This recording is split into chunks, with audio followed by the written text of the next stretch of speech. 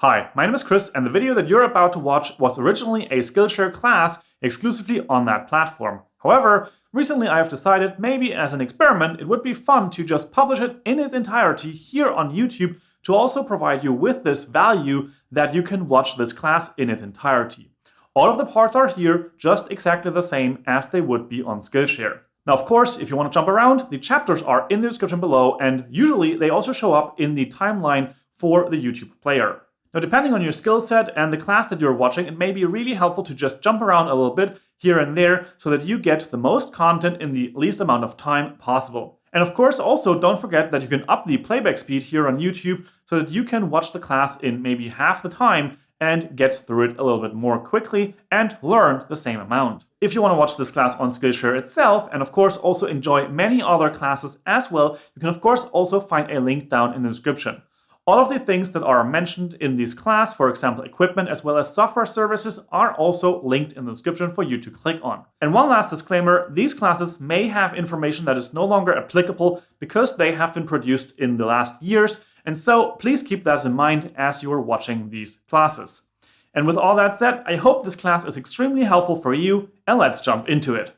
Hello and welcome to this class on how to start a podcast for free from scratch and today. I'm sure you have noticed that the industry of podcasting is a booming one. There's more and more shows out there and new ones are added every single day. You might even want to start one yourself. I'm guessing that's the case since you are watching this class. Now, there are all kinds of different struggles attached to creating a podcast. You have to find a way to record the show, structure it, publish it, and in between all of that, you also have to edit that show and so on. Now, that can be a quite monumental task if your goal is to pretty much start from scratch perfectly, and it can also be a pretty intensive investment. However, in this class, we are going to be focusing on mostly how you can actually get started today with the things that you already own. Because I am sure you probably are able to record a podcast with already existing devices, and that is going to be part of my focus. Now, I'm also going to mention investments and opportunities to improve your podcast here and there with a relatively minimal investment, like, for example, getting a microphone that you then can use with a computer together and stuff like that. However, those are mostly the sideline subjects, and they're not going to be the main topic of this class. I'm also going to focus on programs you can use to edit your class, which are completely for free and available for everybody. And the same thing goes for hosting, because there are nowadays incredible options out there which are available for free. So you can actually host your podcast like you would upload a YouTube video, for example, which does not cost anything to get started. This has not always been the case, and that is why I think it is an incredible opportunity to start podcasting now, because you have all of these tools available, the programs, the microphones, or the equipment that you might already have, and of course the ability to host your podcast completely for free, which has not necessarily been something that is very normal in this industry. But now, why am I teaching this class? Basically, I've been producing podcasts for other people for the last few years, and I also started my own interview show. I've edited hundreds of episodes, and all of those combined have gathered millions of downloads. And now I thought I would share this knowledge here on this platform so that you can learn all of that too. Now, I want to stress that this is a getting started guide. This is not necessarily going to go into advanced topics. I will have classes on those specifically on my profile so that you can check those out individually there. I'm mostly going to focus on solo podcasts, meaning you have just your own voice, or you have one microphone which you can hand back and forth between two people, for example, if you want to do some kind of an interview. For more advanced setups, you can check out my profile. I might have a class on that already there. Now, one last thing I want to stress before we jump into the first lesson is that I'm going to try to stress the importance of actually shipping your show and getting it out there, publishing your first episode. Because remembering the saying of done is better than perfect, I think that you have to get started. You have to start getting your show out there so that you can actually learn and do that on the job, essentially. You can improve over a long period of time. Your microphone quality or edit are not going to make or break your show. Especially not if you don't have millions of followers on other platforms. Then it may be a good investment to actually have professional help on the side. This class is for you, the person that wants to just get started with the stuff that you already have with free tools, and then on the journey you can always improve from there.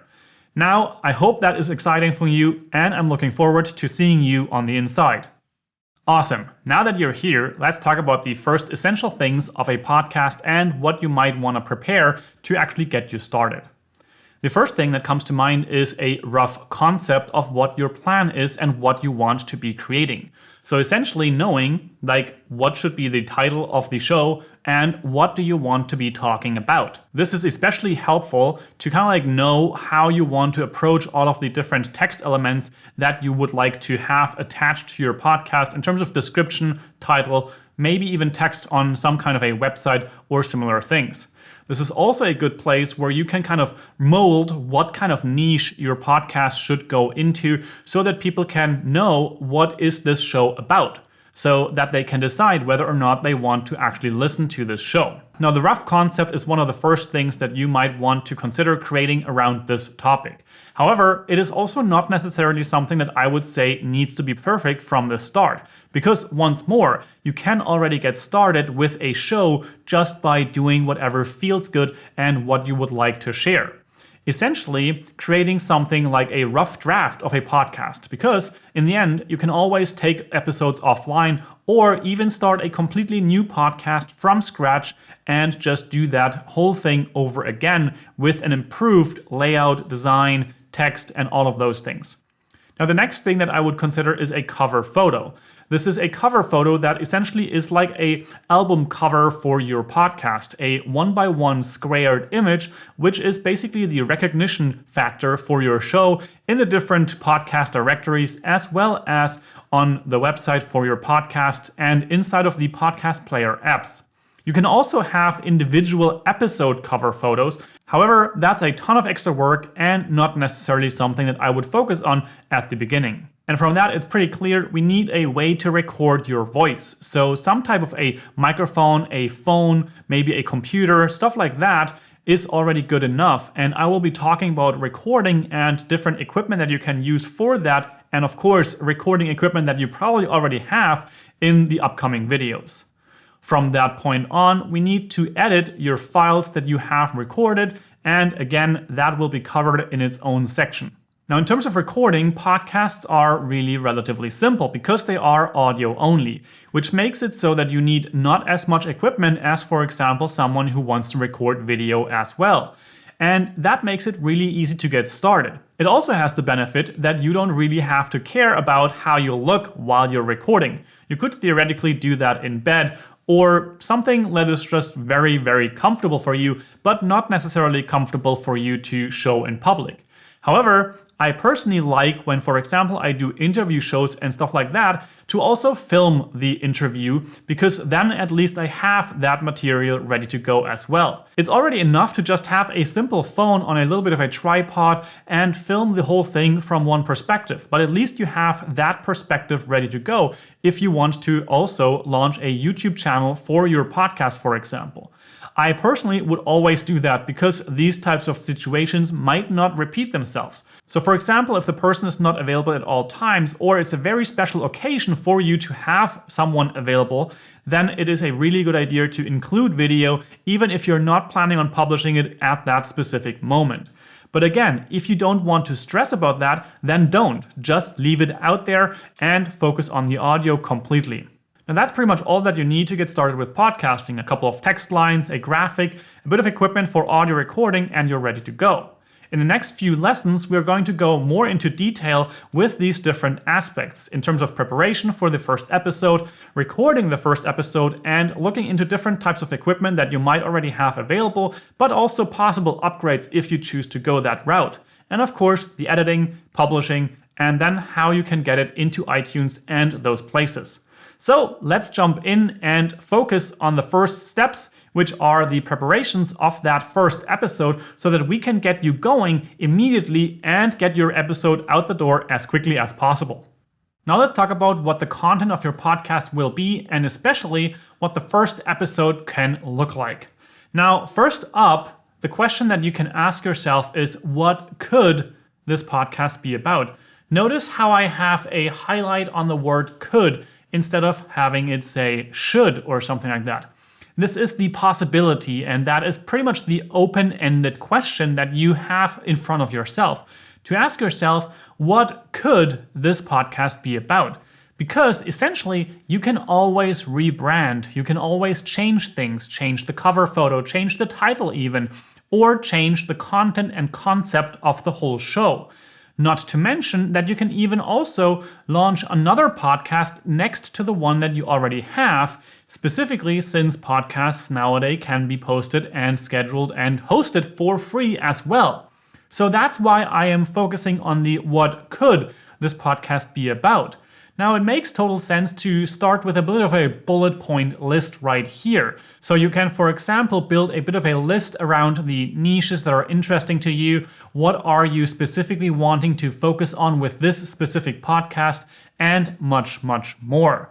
Of course, this is a pretty much an open-ended exercise, so take about 10 minutes, maybe something like that, to jot down what your thoughts are around this topic. But there are more questions that are interesting to ask yourself. For example, who is this podcast actually for? Now, this is an especially interesting question because it is all about the whole topic of target audience. For example, what is the age of your audience or the interests that they have aside from the topic that you're specifically targeting? Now, this can be interesting to kind of like at least have a bit of an understanding of what are you going to build your podcast around. What is the main subject matter, but also what are the other interests of your listeners that you could potentially branch out into? So you're essentially creating a character that specifically, when you're doing solo episodes, for example, you're specifically talking toward. So that could be a situation where you have a solo episode and you have a subject matter and you're kind of explaining it to a friend. So that makes it much more easy for yourself to kind of like know, okay, this is the tone of voice I would use in that scenario. Now, the same thing also is interesting and important if you are, for example, doing interviews, because there you have the same thought in the back of your head. Are you having a conversation with the person that you are actually talking with, or do you actually talk to an audience together with the person? Now, that's also a whole topic in itself, and I might have a class on that specific topic in interview techniques and styles in the future. But for now, let's jump over to the last point that I have here, and that is, what are you going to have as a show format? So essentially asking, is this a solo show? Is it an interview show? Or do you have different audio segments that you're stitching together and maybe giving commentary on top of that? That could also be a very interesting concept. Now, here it is, of course, relatively easy, and you probably already know if you're doing an interview podcast or you do a solo show, but it's a good question to ask yourself, what is the main focus of the podcast in general? Or also keeping yourself the open door so you can try around and test out if you want to do podcast interviews, and maybe you are alternating between podcast interviews and solo episodes where you're more talking about your journey or something like that. So those are interesting questions to ask around this topic as well, to kind of like develop the meat and bone around what is your podcast going to be about. Now, once you have spent a bit of time on the development of your podcast and have a bit of an idea, now let's jump into the development of your podcast episode, and the first one at that. And here it is very important that I think that it's not necessarily something where you want to spend all too much time on the podcast creation process, but just jump into the first episode, because as I've mentioned hundreds of times before already, this is more important to get this episode out there than to actually have it all perfectly figured out. But as a bit of a kind of structure to go into this first episode, I have a bit of a list right here, and I think that can be an interesting starting point. Now, we are starting out with an intro, and that is, of course, in pretty much any podcast episode. You always have some kind of an intro segment. Now, with the intro, it can be really interesting to actually record that after the fact, after you've made the main part happen, because then you already know what you talked about, and then you also can teaser that right at the beginning. But essentially, an intro segment should have some kind of a welcome to the listener, a who are you, especially in the first episode that we are talking about here.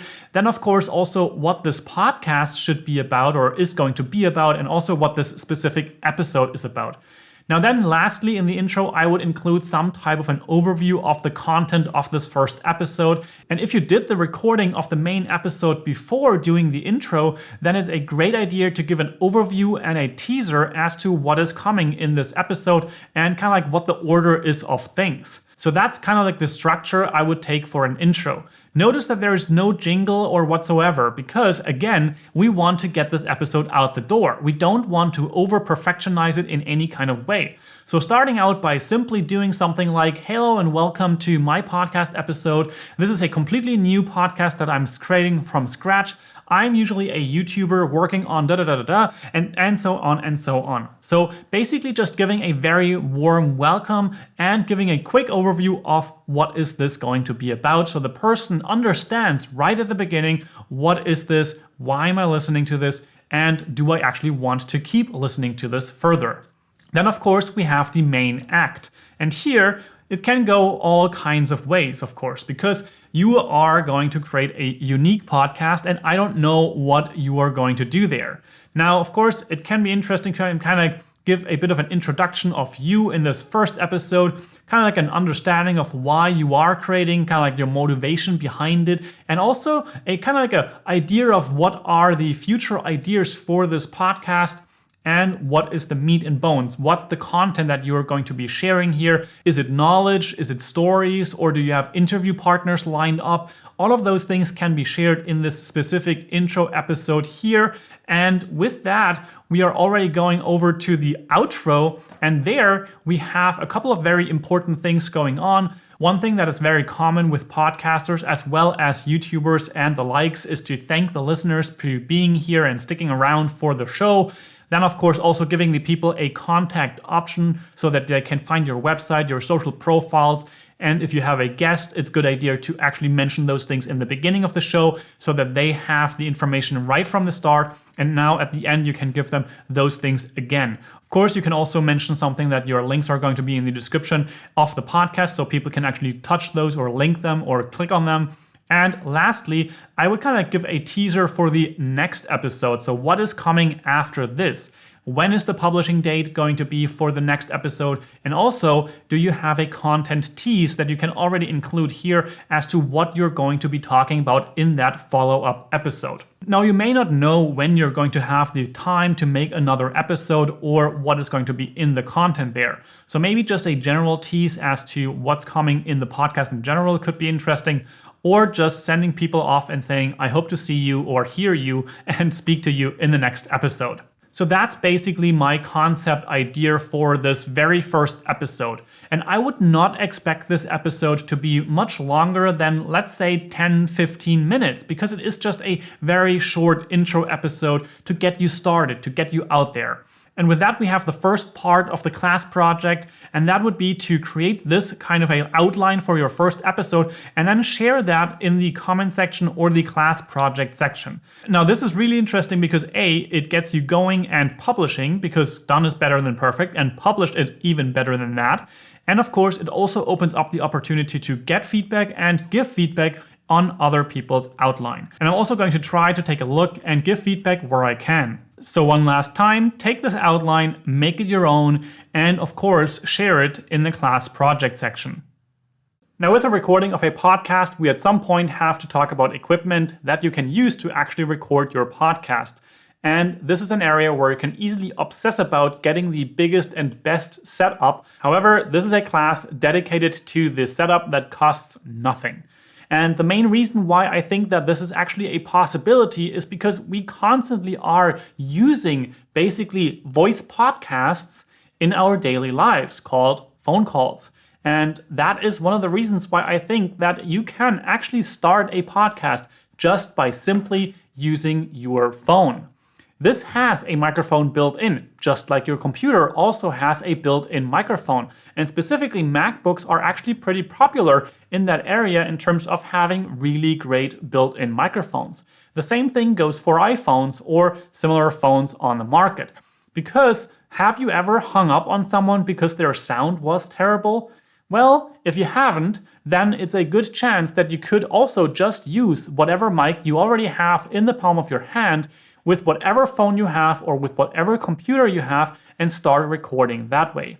Phones are a really cool choice here because they actually also don't have any fans. So that means, in contrast to using a computer, for example, you can record here without any fan noise. So this is one of the easiest ways, and probably in quotes, free ways, because you probably already have a microphone. Of course, if you have to purchase a phone to have it as a microphone, that might not be free after all. But essentially, if you have a phone, you have a microphone. And with that, you also have the opportunity to use free apps that are available on iPhone, for example. And I'm not sure about Android because I don't use that platform, but I'm sure there are also some kind of voice recorder apps out there that you can use for free. Now, if you don't just want to use a computer and a phone, there are of course also upgrade options from there, and some of those you might actually also already have available to you. For example, one of those upgrades that I am considering here is you can also use a standard headset as they come, or at least came, with the iPhones at some point. This here is one that has a lightning adapter or lightning port on it. It has the headset, of course, and then it has the mic part right here. Now, one thing that I find important here to mention is that these headsets are actually not made to be held close to your mouth. So you should not record a podcast holding it like this to your mouth, because this actually would then destruct or not have as great a quality as if, for example, you would just put this into your ear and talk with it like this, because that is the intended placement of this microphone. If you hold it up to your mouth like this, you oftentimes get a whole lot of those wind noises that you make by speaking, and that will be amplified when you record the recording like this and talking directly in it. Even though it might sound counterintuitive, it is actually better to have it just hanging there and speaking into it like that. So this is one option that you may also already have available in your household, and you might be able to find one of those sets around. And from there, I want to speak about a couple of the options that you may have around, but also are not really that expensive, with under $100. And that would be using a microphone like this, or if we're staying with the microphone on the phone, then you can also use something like this.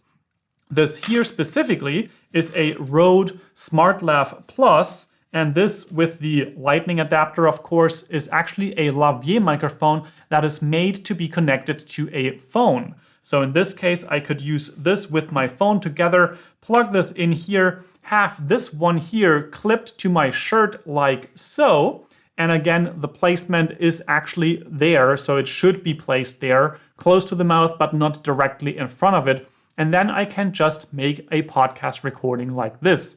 Now, this comes with a whole bunch of benefits. For one, you can use their phone to record. You don't need any extra recorders. It's a very small setup, so you can even travel with this.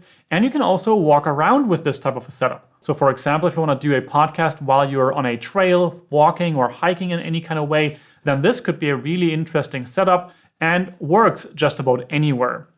Now, the other option that I mentioned is microphones like the one that I have right here. This specific microphone that I have here is the ATR 2100, and this is a microphone that is currently no longer on the market, but there is a follow-up version called the ATR 2100X.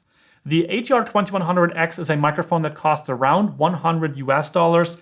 It is a multi-purpose microphone, meaning that it actually has a XLR port for audio recorders and audio interfaces, but it also has a USB port and a headphone port.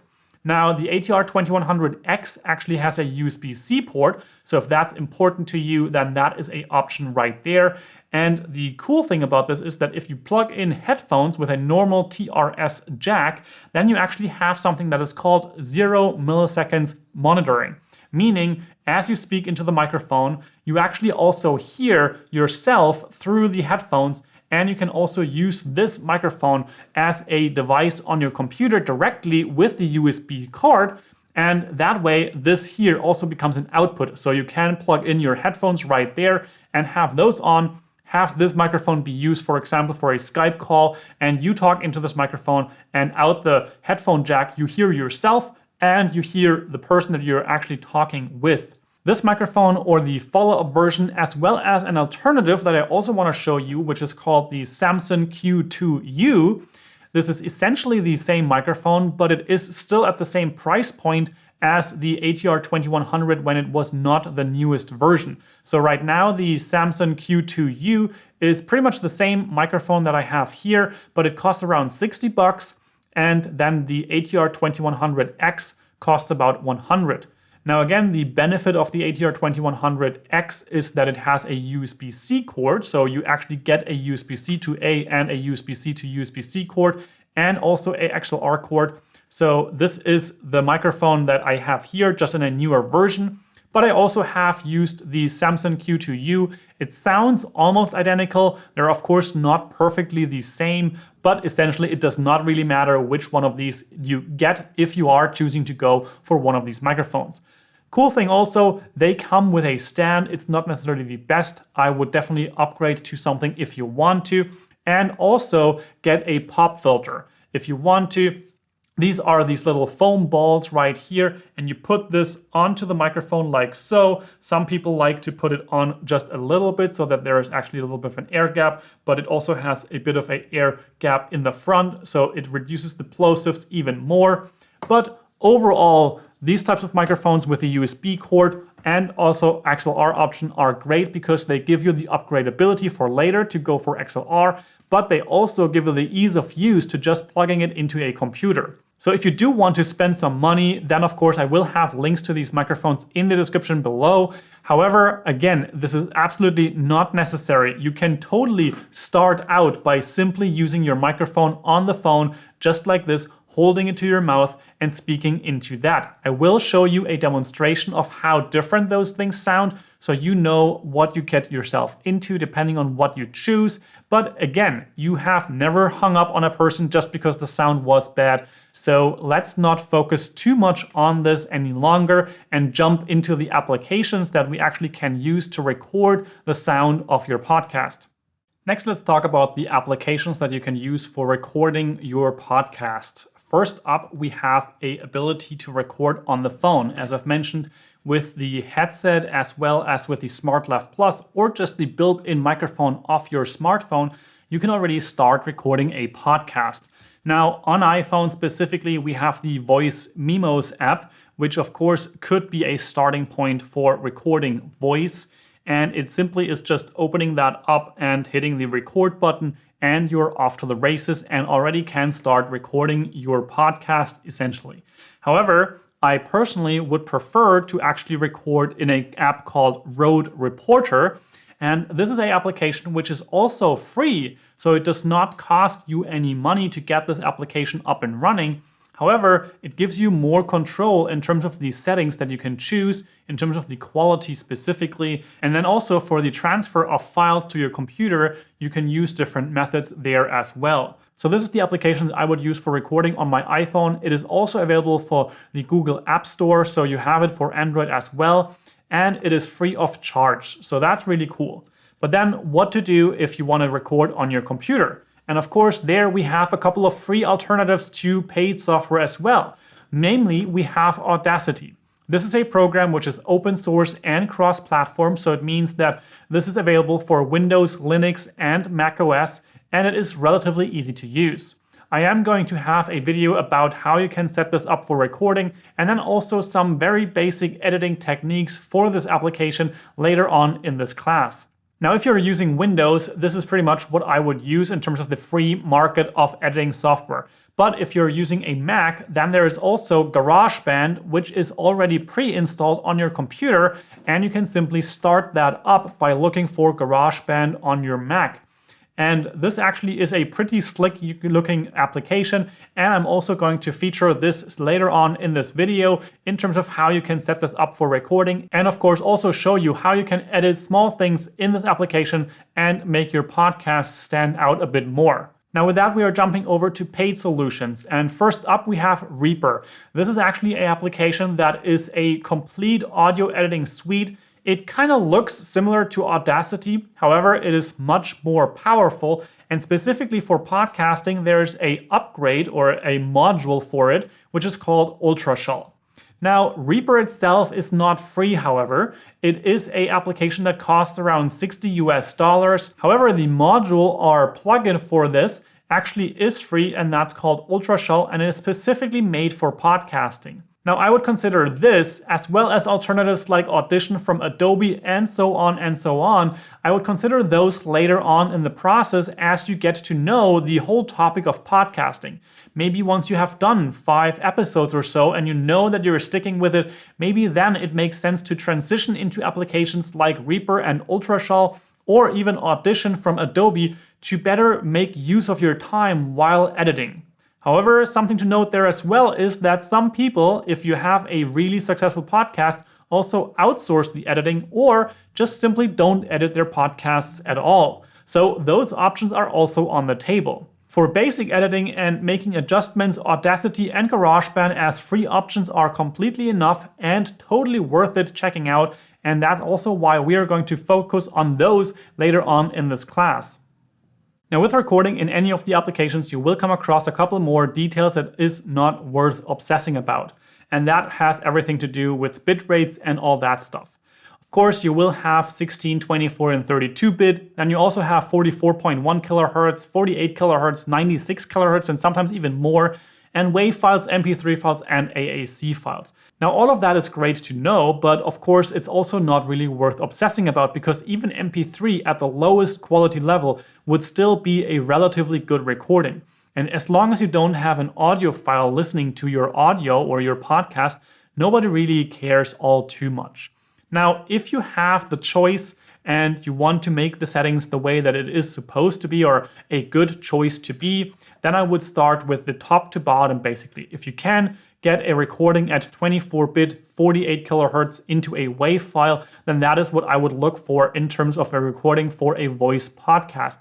If you can get 16-bit at 44.1, then that would be a good choice as well. But 16-bit at 48 would be a little bit better. And then, of course, lastly, you have MP3 files. Now, I want to demonstrate, for example, with the phone here in the Rode Reporter app, we actually have that exact choice up here at the quality point. And that says standard 48 kilohertz with 24-bit into a WAV file. And then we also have the compressed version, which is a 48 kilohertz, 30 kilobits per second MP3 file. Now, 320 kilobits per second and 48 kilohertz, that is still a really high quality MP3 file. It's actually higher quality than, for example, a CD recording or something like that. However, if you want to go for the WAV recording, that would be the step up, because the WAV recording essentially is a non-compressed file format, meaning you have larger files, but you also have more information to play with once you get into your editing process. And if you want to do some EQing and stuff like that, you just have a more robust raw file to start with. But again, let's not obsess about this. If you have the choice, make it this way, 2448 into a WAV file. But if you don't, just record with whatever you have. Now I want to take a quick moment to talk about remote interviews. This class, however, is not specifically going to go into details on the services or equipment on that, because I have dedicated classes on that topic specifically, which you can find on the links in the description or also on my profile here. Now, remote interviews have very great benefits because you have a whole bunch of people at your disposal when you don't actually have to just consider people that are right around your vicinity, or you have to travel to them, or they have to travel to you. You can do all of that through the internet, and that's an amazing task or amazing thing to be able to do that. However, what you have to take into consideration there is the quality of recording, because if you know Skype conversations or Zoom calls, for example, there the recording quality can cut out. It can also be degraded quality because it needs to be compressed on the side of the person that is actually sending the audio, and then you are receiving it in a compressed format, and that's not really ideal for a podcast recording.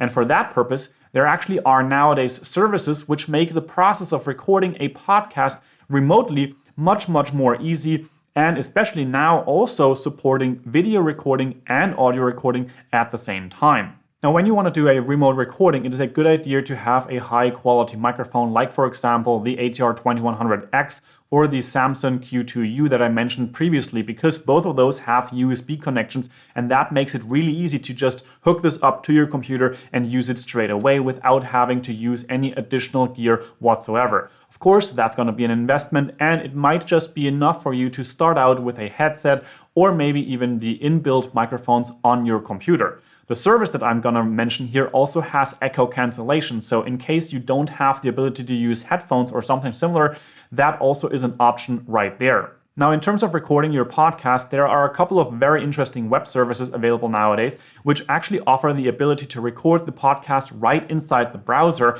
which means that the audio that you're going to record is not previously compressed and then sent over to you, but instead, it is sending a highly compressed signal so that you can hear each other and have a conversation. But at the same time, the audio is also recorded right in the browser, non-compressed, into a MP3 or WAV file. The same thing happens with the video file. And then later on, you then get that file uploaded, or actually it is also uploaded during the recording process, but it is also kind of taking into consideration that it's not going to use all the bandwidth if you only have a limited amount available to you. So the service that I'm specifically want to mention here is actually called Zencastr, and the reason why I want to specifically highlight this one is because they actually have a free offer on their site. So if you go here, you can see you can start with the hobbyist tier, and right here you can see you can have up to 4 guests, and they're kind of playing around with even more than that. But also you have unlimited audio recording. You can right now, at least in this trial beta phase, and I'm not sure how this is going to affect this once this goes out of beta, maybe it will be a pro plan feature only, but for now you have video recording with audio recording, and all of that is going to be recorded into a MP3 file.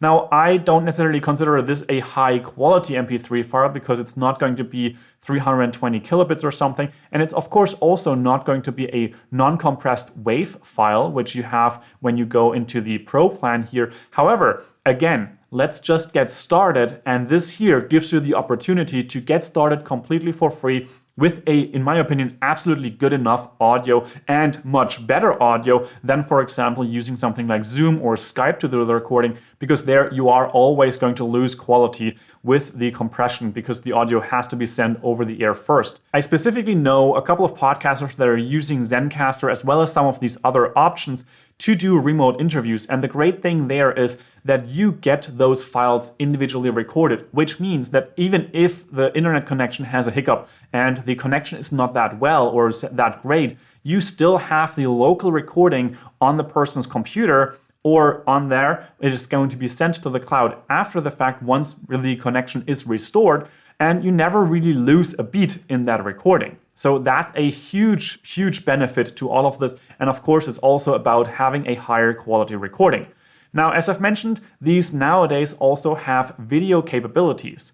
So you can record video and audio at the same time. You can also choose to only see each other and only record audio. But in my opinion, once again, as I've also mentioned previously in this class, I do believe that recording video at the same time as you're recording audio is a great benefit because this thing is happening just once, this conversation is just happening once, and why not have all the things that you can have so you actually can, for example, make a snippet for social media or also record or upload the whole episode to YouTube. Now, once again, this is not a deep dive. If you want to have a deep dive on remote recording with things like Zencastr and specifically how that whole process works, I have a class specifically about that on my profile, so you can check it out there. And this is basically it for the topic of remote recording for this class here. Now that we have all the prerequisites out of the way, let's start with our recording. And first up, we have the recording on the phone. Here, once again, the app of choice for me is the Rode Reporter. However, the Voice Vimo app or something like that would work just similarly fine.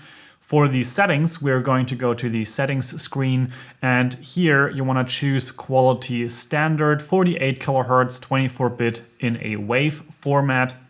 And from there, you can actually choose more in terms of the different compression styles that you would want if you wanted to choose the compressed version, but we are going to go with the standard version. And then we have the record screen, and here it is really the simple as hitting the record button, and from there you can pause and then end the recording. Now if you want to, you could also use a microphone like the SmartLav Plus that we have here. This is a microphone that is more or less specifically made for this application, or rather the other way around, because this SmartLav Plus from Rode is a microphone that is made to be used with smartphones, hence the name SmartLav Plus. And the Rode Reporter app is the main recording application for this microphone. The same thing also goes true for microphones like the headsets that you get with your smartphones. That can also be a great option to start recording here. Now, if you don't want to use any of the additional microphones or stuff like that, you could simply just start your podcast recording by hitting the record button and starting to tell your story by basically holding the microphone with the bottom toward yourself. Now you want to be careful not to necessarily speak directly into the microphone, because that way you actually have all the plosives also hitting the microphone membrane.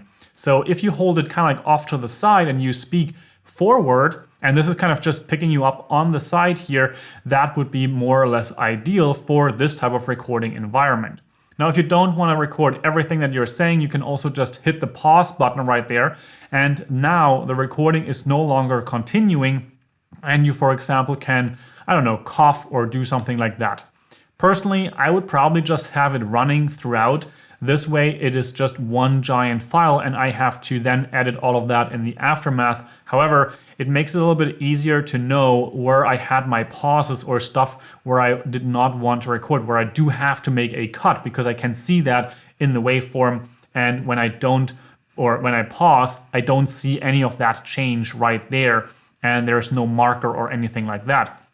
Now, once you're finished with the recording, on this Rode Reporter app, you can simply hit the end button at the top right hand side. So once we hit that button, the recording is now ended, and we can go over to the library. And here you can see you have your files that are recorded inside of this application. Now, if you want to just send this file off to your computer, for example, for further editing, you can go in here and then hit the little share icon on the right-hand side there. And from there, you actually have all the options available that you usually have, like, for example, using AirDrop and dropping this file over to my computer. So I'm just going to go ahead and use AirDrop to do that. And now if I go over to the screen, you can see I have the file inside of my downloads folder, and it is ready to go. Now, you might not want to edit it on your computer, you might want to edit it directly on your phone. Now, for that, it is probably a good idea to either send this file directly to the app of your choice with which you want to edit the file, but you can also save it to your file system. So essentially, for example, let's put it into the mobile video creation folder, save it right there, and now that file is stored in that folder on my iPhone. Now, another thing I want to just mention is if you want to rename this before you send it off to anywhere like your computer or stuff like that, you can hit the I on there and then you can rename the recording, and you can also have the delete. And of course, if you want to delete multiple, you can also have it say select at the top right, and then you can select multiples, share those to your computer, or delete all of those recordings right from there. Now we have stored the file in the file system, and then you could, for example, go over into Garageband on your phone. We just have to find the way to add files, and that's actually with the loopy loop at the top right there. There we can go to Files and Browse Items from other applications. Go to our folder, Mobile Video Creation, and now as you can see, we have the 1721. This is the audio file that we were just recording. And now we can actually listen to this or drag it over and place it into this application right here. Now, I'm not going to go into full detail on the use of Garageband on your phone, mainly because I don't think that this is the best use of your time if you have any other way available. I might create a specific class about this topic of creating your podcast completely on your phone with editing and all of those things. But for now, let's jump over to the computer, and I want to show you how you can record in GarageBand on your computer in one session and another session with Audacity.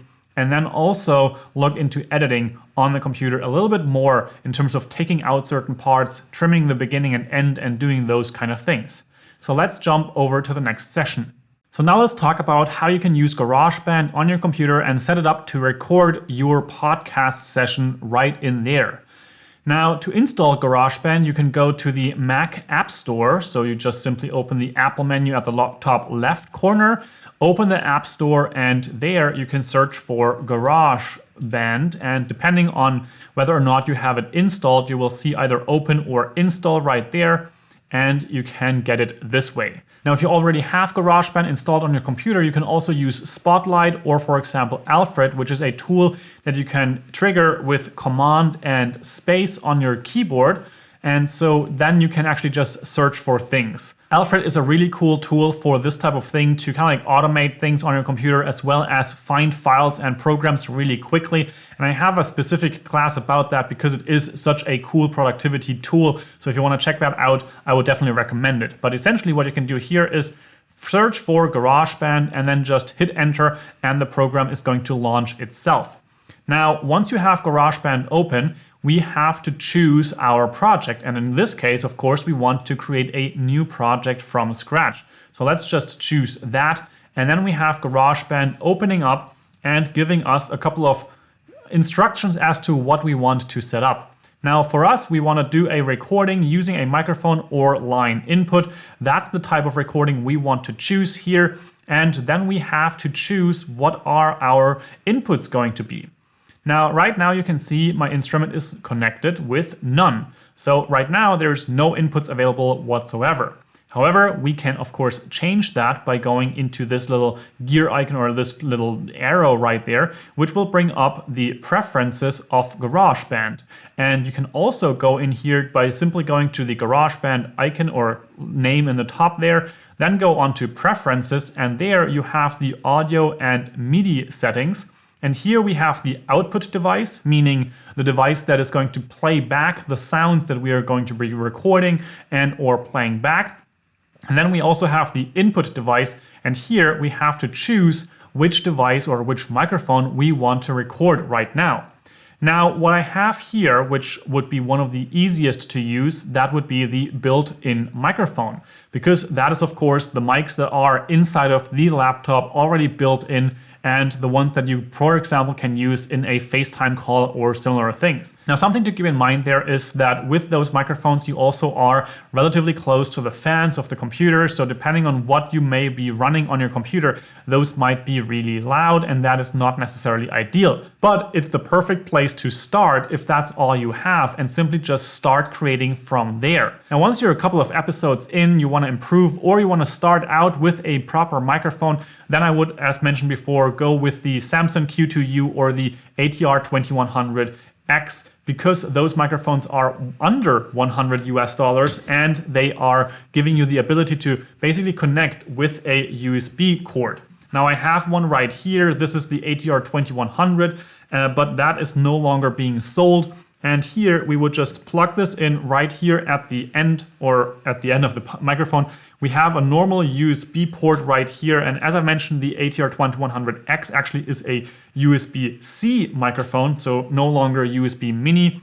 However, I think the Samsung Q2U has a mini port still, so you might need any kind of adapters or stuff. This here is a USB-C adapter for my computer. Now, I'm just gonna plug this into this computer right here to kind of like have this connected.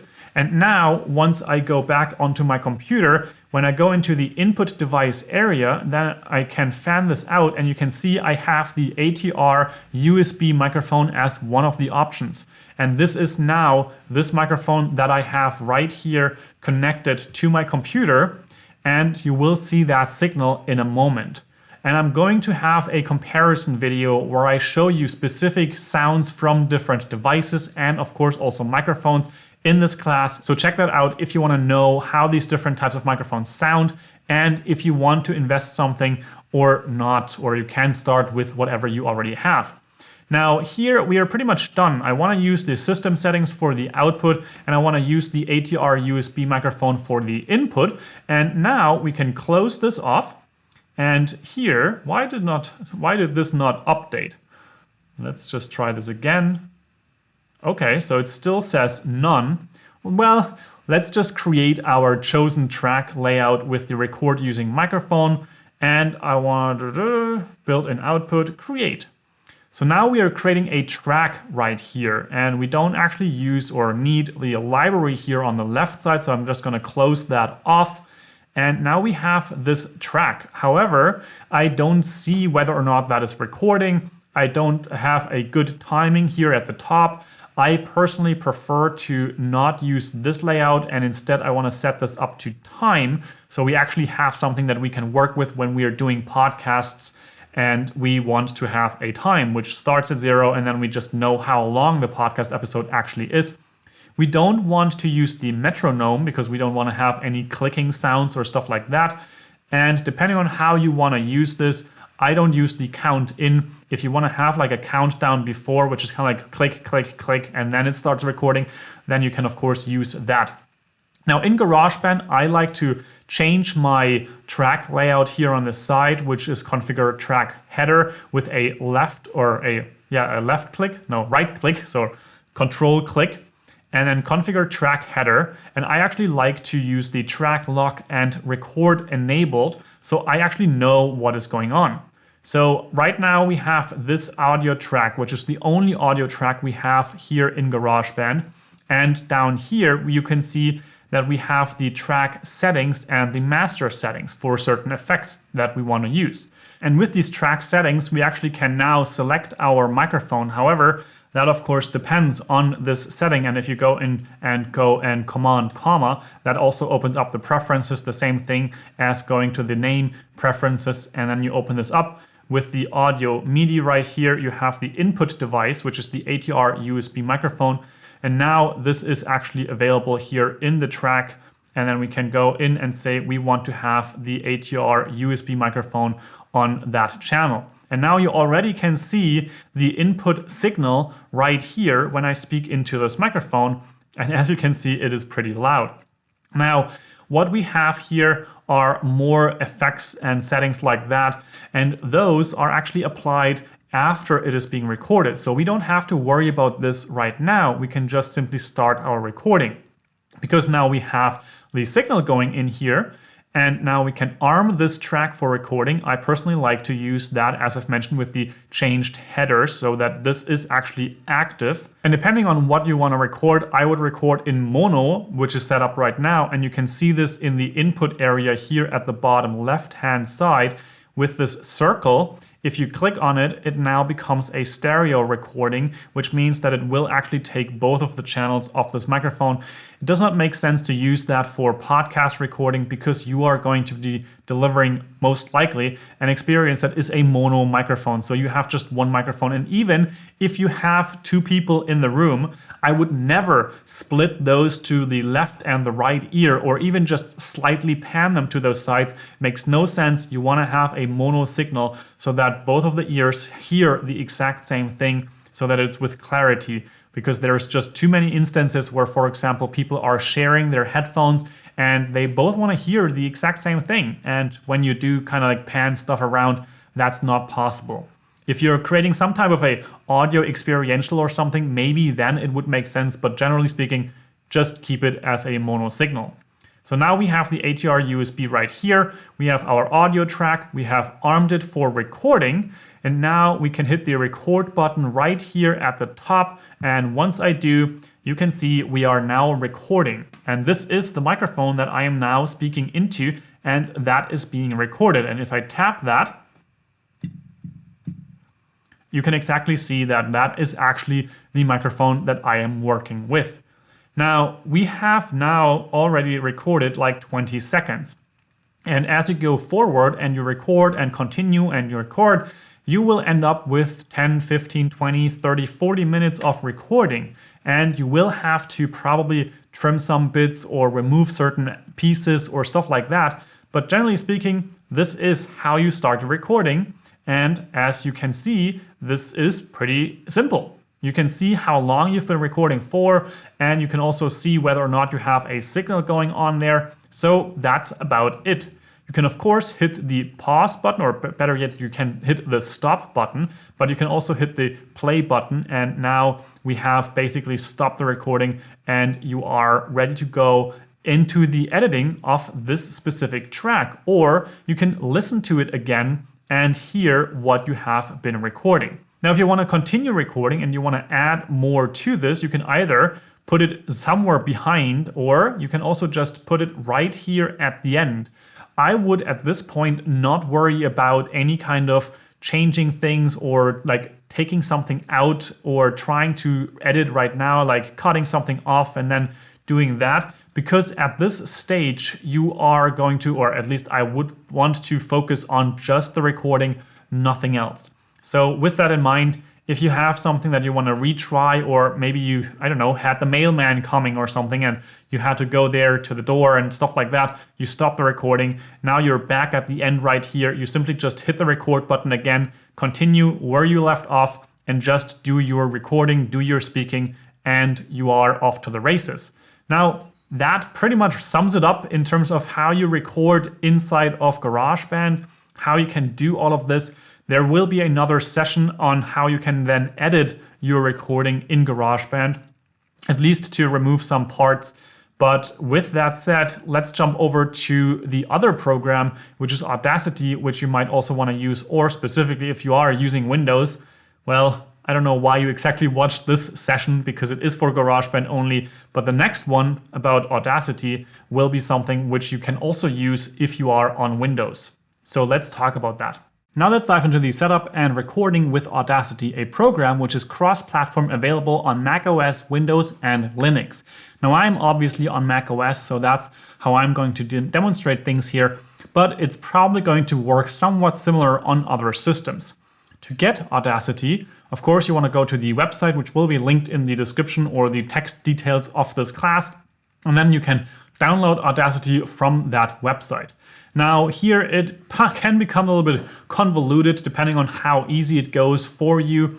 Now I want to go with macOS, and as you noticed, now I clicked the download button. It already took me to the macOS site, and here the download is supposed to start within the first few seconds. And there we go. We actually have the download happening to the download folder, and I can save the file right there. Now I'm not going to go in depth with the download or the process of how you can then install this program, but basically you will end up with this type of a file structure once you went in and opened the DMG file right here. Now then you end up with something like this, and then you can simply just drag and drop the Audacity icon into your applications folder. So that's how you can do that. And then you can actually delete that file from your downloads folder, because we are not going to need that anymore. Now let's just close this off and launch it. Basically just launch it as if you were launching any other program on macOS. I personally like to use Alfred, which is a great productivity tool, but it works the same with Spotlight, for example. Just Command pause or Command spacebar, and then you can just Audacity, and then you have it right there, hit enter, and it opens up this program. Now, once you have this program open, it's a good idea to simply start a new recording. However, that of course already started by opening the program and not having anything else open on the spot. However, if you save this project somewhere, that would be a good idea, because of course you might want to just have this as a starting point file and already save it somewhere, so that you can simply do a Command S or Control S, depending on which kind of system you are on, and save that project to a folder structure. Now it is going to warn you right here, and especially if you do this the first time, I of course would hit the don't show this warning again, but the saving of the project is not the same as the export. When you are creating the project file and you're just working with it in that regard, you are going to have weird kind of files that don't really make any sense for audio playback or any other kind of program. If you want to send the final file to a podcasting hosting platform or stuff like that, you will have to export your file. But it's still important to save your file so that you don't lose any of your recording, especially when you crash the computer, or if you want to restart your computer or something similar, then it is always important to have the project files saved on the spot. Now, I know that this is the difference, and you know now too, so let's just hit OK right there. And now we can choose where we want to save this. I'm going to choose the desktop right here, and let's just call this the Audacity test recording. And it is going to save this as the AUP3 file, and let's just hit the save button right there. And now when I open up the desktop, you can see we have a AUP3 file as well as a AUP3-WAL file. Those two files are regarding this specific project that I have right here. Now, inside of Audacity, I want to add a new track. And for podcast recording, I would recommend to add a mono track because we don't really care about left or right in this recording. We just want to have one microphone recorded to this program. And now we want to choose which microphone we actually do want to record. And that is done with the little bar at the top right here. We have the core audio component, and then we want to choose the type of microphone that we have. And I would say I would choose the built-in microphone as an example.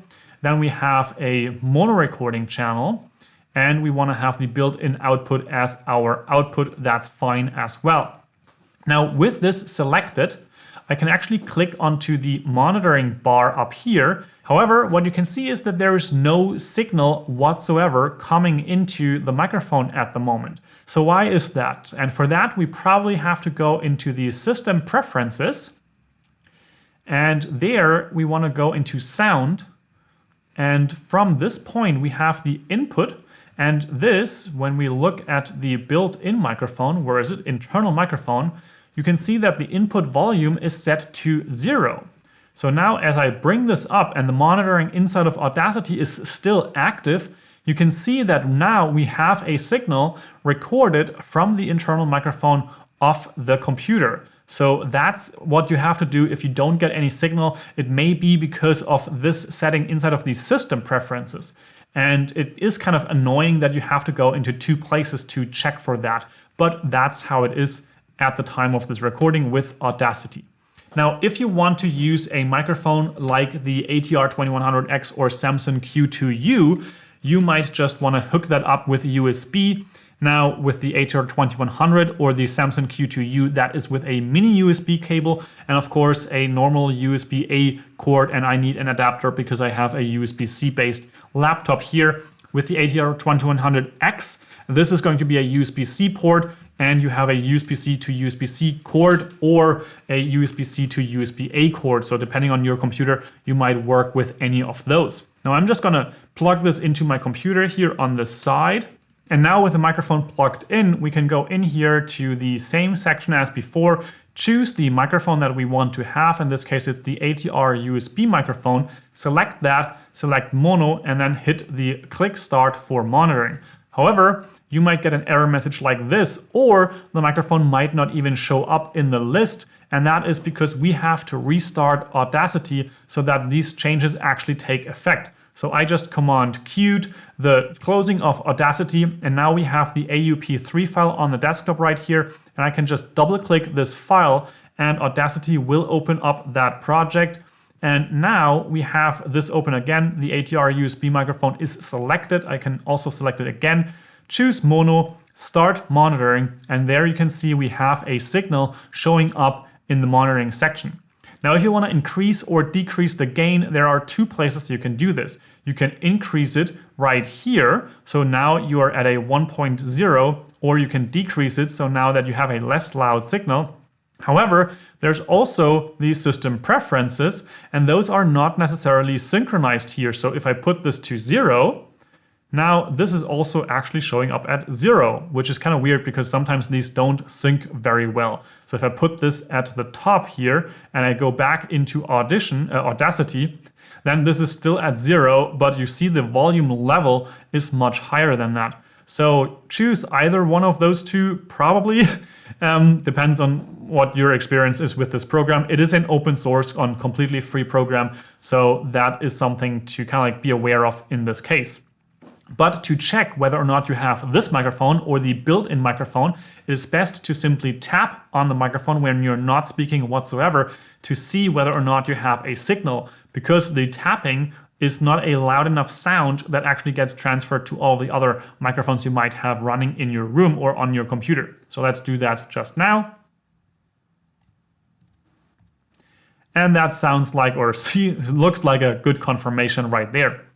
Now, if you want to monitor your audio right now, you can of course use the inbuilt monitoring of this type of microphone. If you want to use the monitoring on your computer, you have to plug in headphones there and try to set that up. But for now, let's just focus on recording something and then listening back to that. And as we are set up here, essentially we are pretty much done and ready to go for the test recording, and simply hit the record button right there. And as we do that, you can see we have a signal that is getting recorded right now, and it's just going to move forward, showing the time at the top, the waveform as in the blue kind of like, I don't know, zaggedy lines. Those are the volume of loudness that we are speaking here, and you can see how all of that translates there. And yeah, that is pretty much how you use Audacity to start a recording. And now, of course, we can hit the pause and stop button. Now, if we pause this, you can see that the recording actually stays active and it just does not continue the recording. This may be useful if, for example, I don't know, someone rings the bell and you have to go to the door, and now you have paused the recording and then you want to continue, and you can simply just click the pause button again and you exactly continue where you stopped or paused the recording. If you want to stop, you can simply hit the stop icon and the recording is now stopped. Now this essentially is just one long track, and if you start recording again, it will actually continue basically where you left off. So you can't really just overwrite something right here. If you just hit the record button, you can see it actually started right here at that mark where we left off the first time. So that's how you can continue recording as well. Despite using or maybe not having used the pause button, you just keep continue recording at the end. Now, in terms of editing, doing some kind of effects, noise reduction, stuff like that, we will talk about a different segment or have a separate segment specifically about Audacity and how you can, for example, remove a segment and actually have everything kind of stick together like you saw just now. But that's going to be a different segment. And for now, let's move on with the next segment. Now, I hope you could choose between the different programs for recording, whether you want to use your phone, your computer, your Windows laptop, or something similar. Doesn't really matter. Now it's time to talk about what to be aware of when you actually record and hit that button to start the recording. So when you actually want to start your recording, you want to make sure a couple of different things. Number one, I would make sure to have my phone on silent or ideally even airplane mode, so that you are not going to be disturbed during the recording session. This is true for solo recordings, but it's also equally true for recordings of interview and any type like that. Now, you also don't necessarily want to be typing ahead on a computer while you're doing a recording, because that's of course also intrusive of the recording. And you might want to do, if you, for example, are in some kind of an interview setting, if you have to do some research or something, use a phone, a smartphone, because the tapping on the screen is by far not as loud as most keyboards. And of course, you also want to turn off any air conditioning or try to be in an environment that is not as loud as you are usually maybe around you. So it's not necessarily the smartest idea to sit right next to the fridge, for example, and every so often that turns up its cold pump or something like that. So just make sure you are in a quiet environment. And the next thing is that it also is very helpful to have a soft environment, meaning, for example, to have cushions, a bed, or maybe a sofa around and a carpet or something similar, so that you don't necessarily have all that echo happening, which will happen if you have a very sterile room with hard surfaces around you. Something like a kitchen, for example, is not necessarily the most ideal for that type of a recording. Now, microphones like these are usually not necessarily as prone to picking up those types of noises, because they are mostly focusing on the front of the microphone, not the sides and not the back. So those are really good at rejecting those things and just picking up what you are speaking directly into them. But that also means that with microphone technique, you really have to kind of like speak into this microphone directly. And at the same time, you don't want to speak into it directly like this, because then you have the plosives that are always going to hit the microphone membrane. And that means that those plosives are really explosive coming through in the recording. So try to make sure so that you're kind of like speaking your wind or blowing your wind next to the microphone and not into the microphone. And of course, also having some kind of a pop filter like this, instead of just having a microphone completely bare like this. The same thing is also true if you're using your smartphone for recording purposes, for example. I mentioned this in the smartphone recording section. Basically, hold the microphone to your mouth, but don't speak into it like this, because this way you're blowing the air directly into the microphone and you don't necessarily want that. So holding it kind of like off to the side is probably the best idea. Now, if you are using something like, for example, the headset of your camera, of your phone, then it is best to use it in a way which is natural to the microphone. Meaning that this specific headset, for example, it is made so that you have one piece in your ear and it's kind of dangling here right there next to your mouth. You don't want to put this right here in front of your mouth, because again, you're going to have all those plosive sounds, those wind noises, and also your mouth clicking and clacking. And all of that will be recorded if you hold it up to your mouth close like this. You're also probably going to overdrive the microphone if you are going this close, because then it is way too loud for your microphone. But it's probably best to simply just record with an eye on the meters, which tell you how loud you are actually talking and how loud the signal is actually going to be recorded. So for example, if we go back into Garageband right here, and we have the microphone set up to be the one that I have right here in front of me, and I'm gonna go close on the meters right there. If I talk right like this, you can see that it is basically clipping at the top, and that would be overdrive for this microphone. It would probably just be better to basically talk like this and have it around the yellow greenish area and not clip right at the top with this dark orange that you can see right there. It is best to just have the signal kind of like in that end of green in the yellow area to record right there, so you don't have those noises that come with overdriving a microphone. Last two things that I want to mention is, one, have something to drink around you so that you have something so that you can basically wet your mouth every now and then, and a dry mouth can sound kind of clicky and clackly. There's like these click noises and mouth noises that you make when you have a very dry mouth. And then you're ready to record your podcast for your listeners. And something to keep in mind there is who those listeners are based on your target audience analysis that you made in the beginning, to kind of like think about, how would I speak to those people? Am I someone who is like this hyper energetic person that is kind of like almost screaming into the microphone? Or are you calm and want to just slowly and elaboratively speak your thoughts and do so with a calm voice?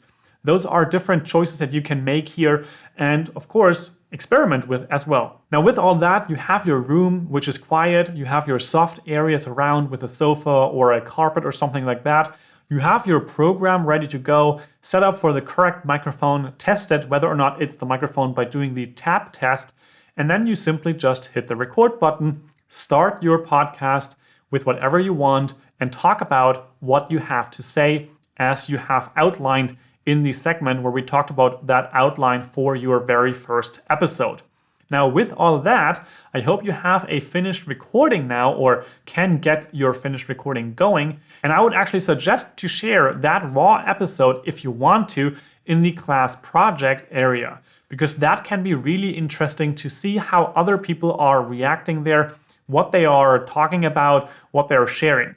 Now, you might not necessarily feel comfortable sharing the raw episode. Maybe then it is time to jump into the editing process and touch up that episode to make it a little bit more round as an experience, and of course also polished, so that you don't have all the mishaps or mistakes that you made along the way in there as well. We want to be able to take those out and reduce some of the noise maybe even. So all of that will be in the coming segments. Now that you have your first episode recorded and ready to go, let's tackle editing in Garageband. Of course, there will be other tutorials in other programs as well, but GarageBand is the first one we're going to cover here. Now, GarageBand is made to be relatively simple. However, the problem with GarageBand is also that some things are too simple in certain regards, and some functionalities are in a way hidden so that they are not as accessible. Now, first things first, let's talk a little bit about the interface. First up, we have the track that we have our audio on.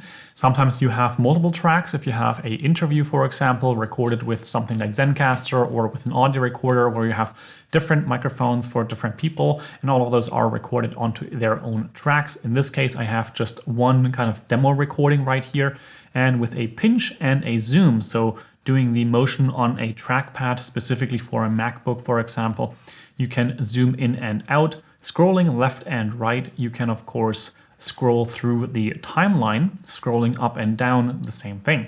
Now at the bottom here we have our effects. In this case we have the track effects, but there are also master effects, which means that all of the channels are going to be affected, meaning that if you have multiple tracks for different people, different microphones, that is something that you would do here, and it would have an effect on all of them.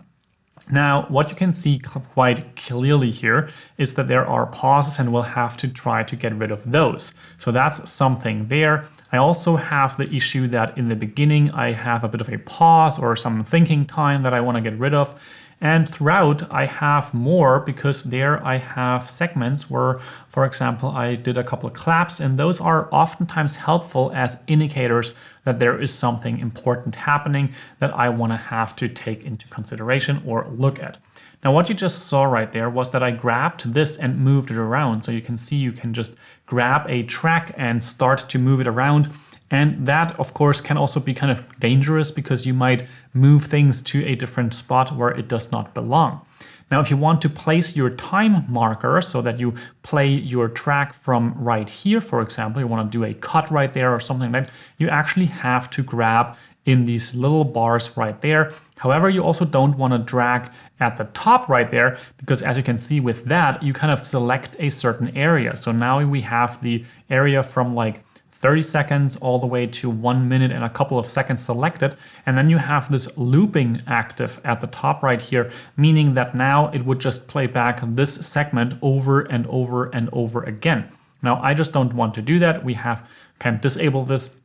And now we can kind of like start by going all the way to the beginning and start playing back the track and seeing what we'll have there.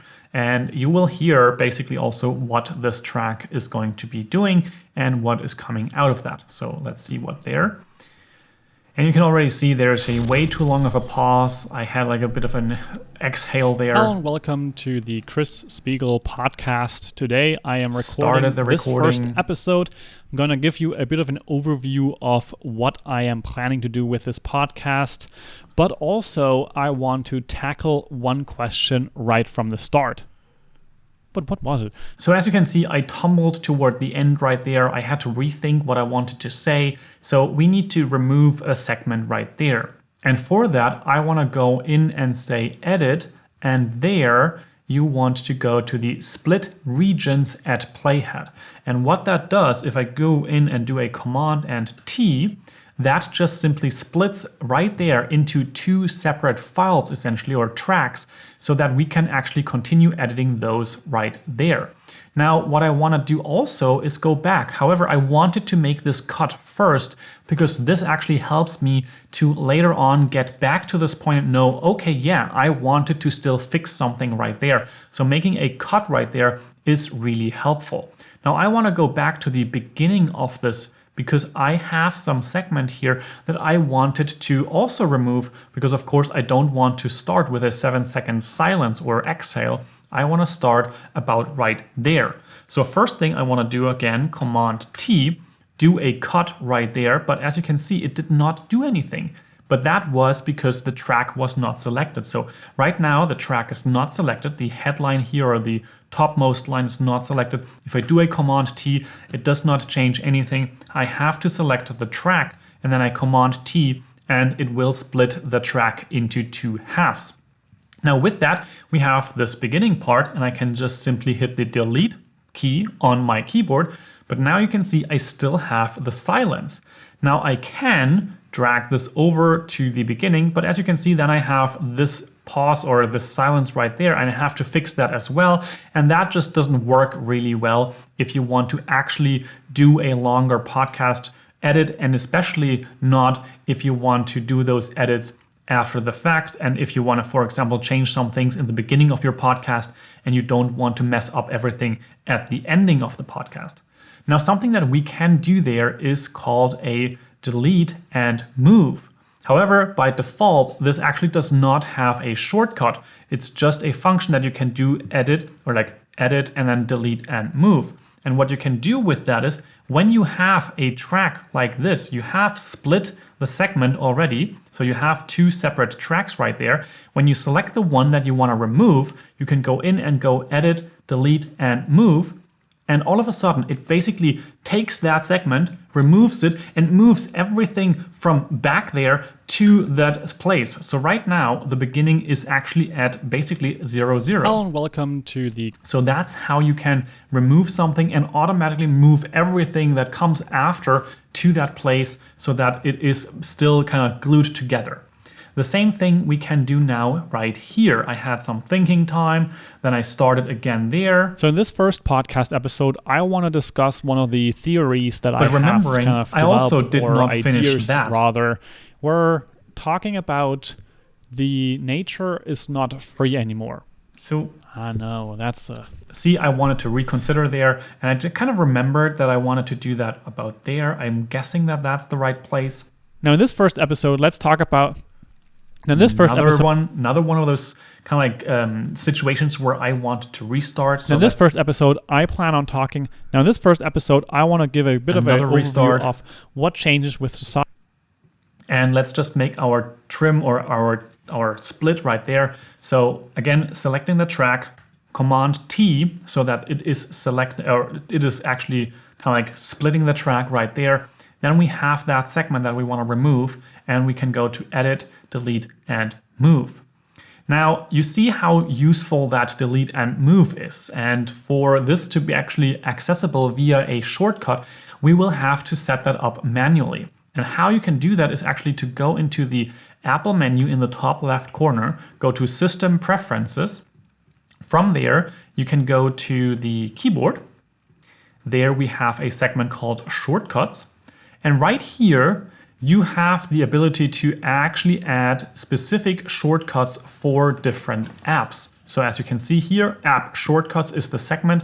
And there we have all applications, and then we have Garageband.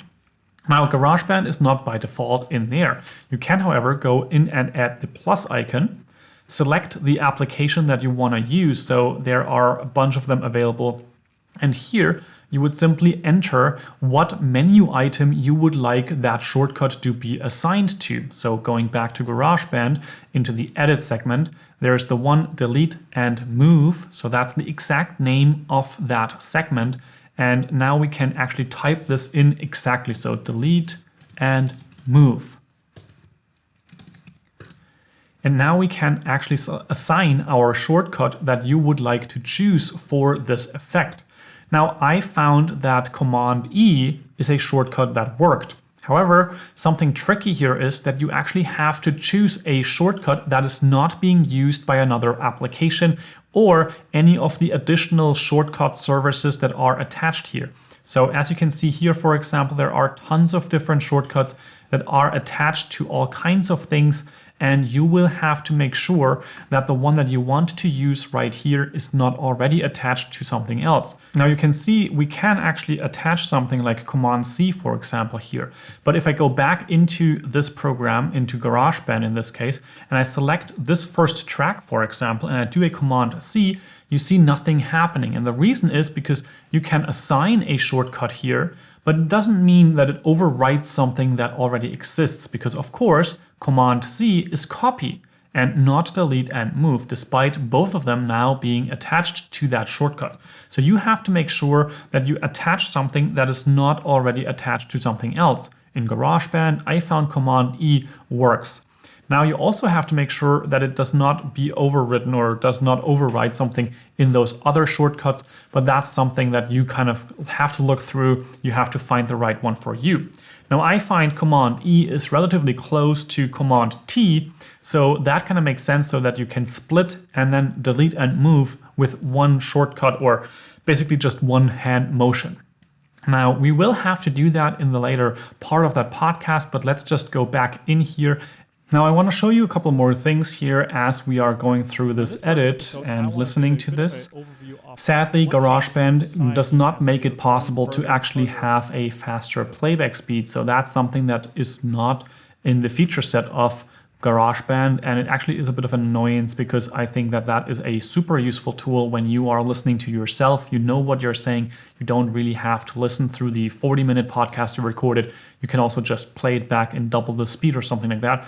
But that's not a feature that I know of is implemented in GarageBand. So in most other applications, you can use the L key to double the speed or of the playback, and that is really helpful. But here you can't. More people, so now I have a couple of moments here. All the places we have to.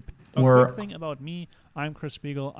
So that's another intro there. More about what I am thinking, but also sharing in-person interview. And there you can see I have another situation where I redid certain segments. But also sharing. So there I started. But also sharing. Saying, but also sharing, and let's just select that. Command T for the trim or the split, and then going here. But also sharing these. And there it seems to be continuing, and let's just go into the details. Select Command T, and now I can Command E for the delete and move, and you can see everything moved over, and now I have this. And on interviewing people, but also sharing these solo. And there you can see we have a nice or a interesting transition. Right now I know there are no edits right of my file, so I can just simply take this and move it a little bit over, and potentially even bring back a little bit of this file. So taking this, you can see there's nothing there. And then if I go here and pull those, and then I can kind of like overlap them a little bit and try and listen for a nicer transition. Interviewing people, but also sharing. And there you can see there's a breathing happening on this one recording. So let's just move that out of the way and move in a little bit closer like so. Interviewing people, but also sharing these. And we have a too long of a pause essentially. So let's move that there. And people, but also sharing. And there we go. These There's solo a good episodes transition where I just want to talk about a. And with that, you can basically just go forward and throughout the whole thing, do that edit, listening for your changes that you want to make. Now, all of those have a things break are going here. to be there. So what's going on there? Probably not something I want to continue keeping there. I probably had just a thinking pause. So Command T to trim there.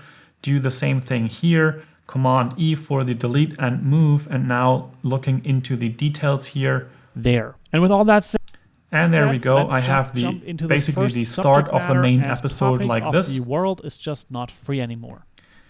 And here we have a couple of claps, and that usually means for me something like, oh, I want to do an edit here. I want to change something. Now in this case, I have a segment here where I'm basically saying that I'm not going to have the full recording going on here, and I'm not going to bother with the main part of the episode.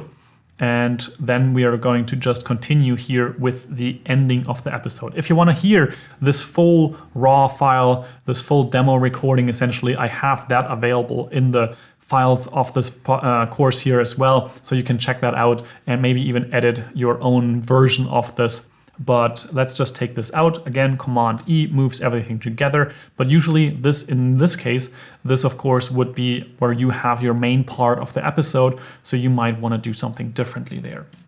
Command E, taking this part out.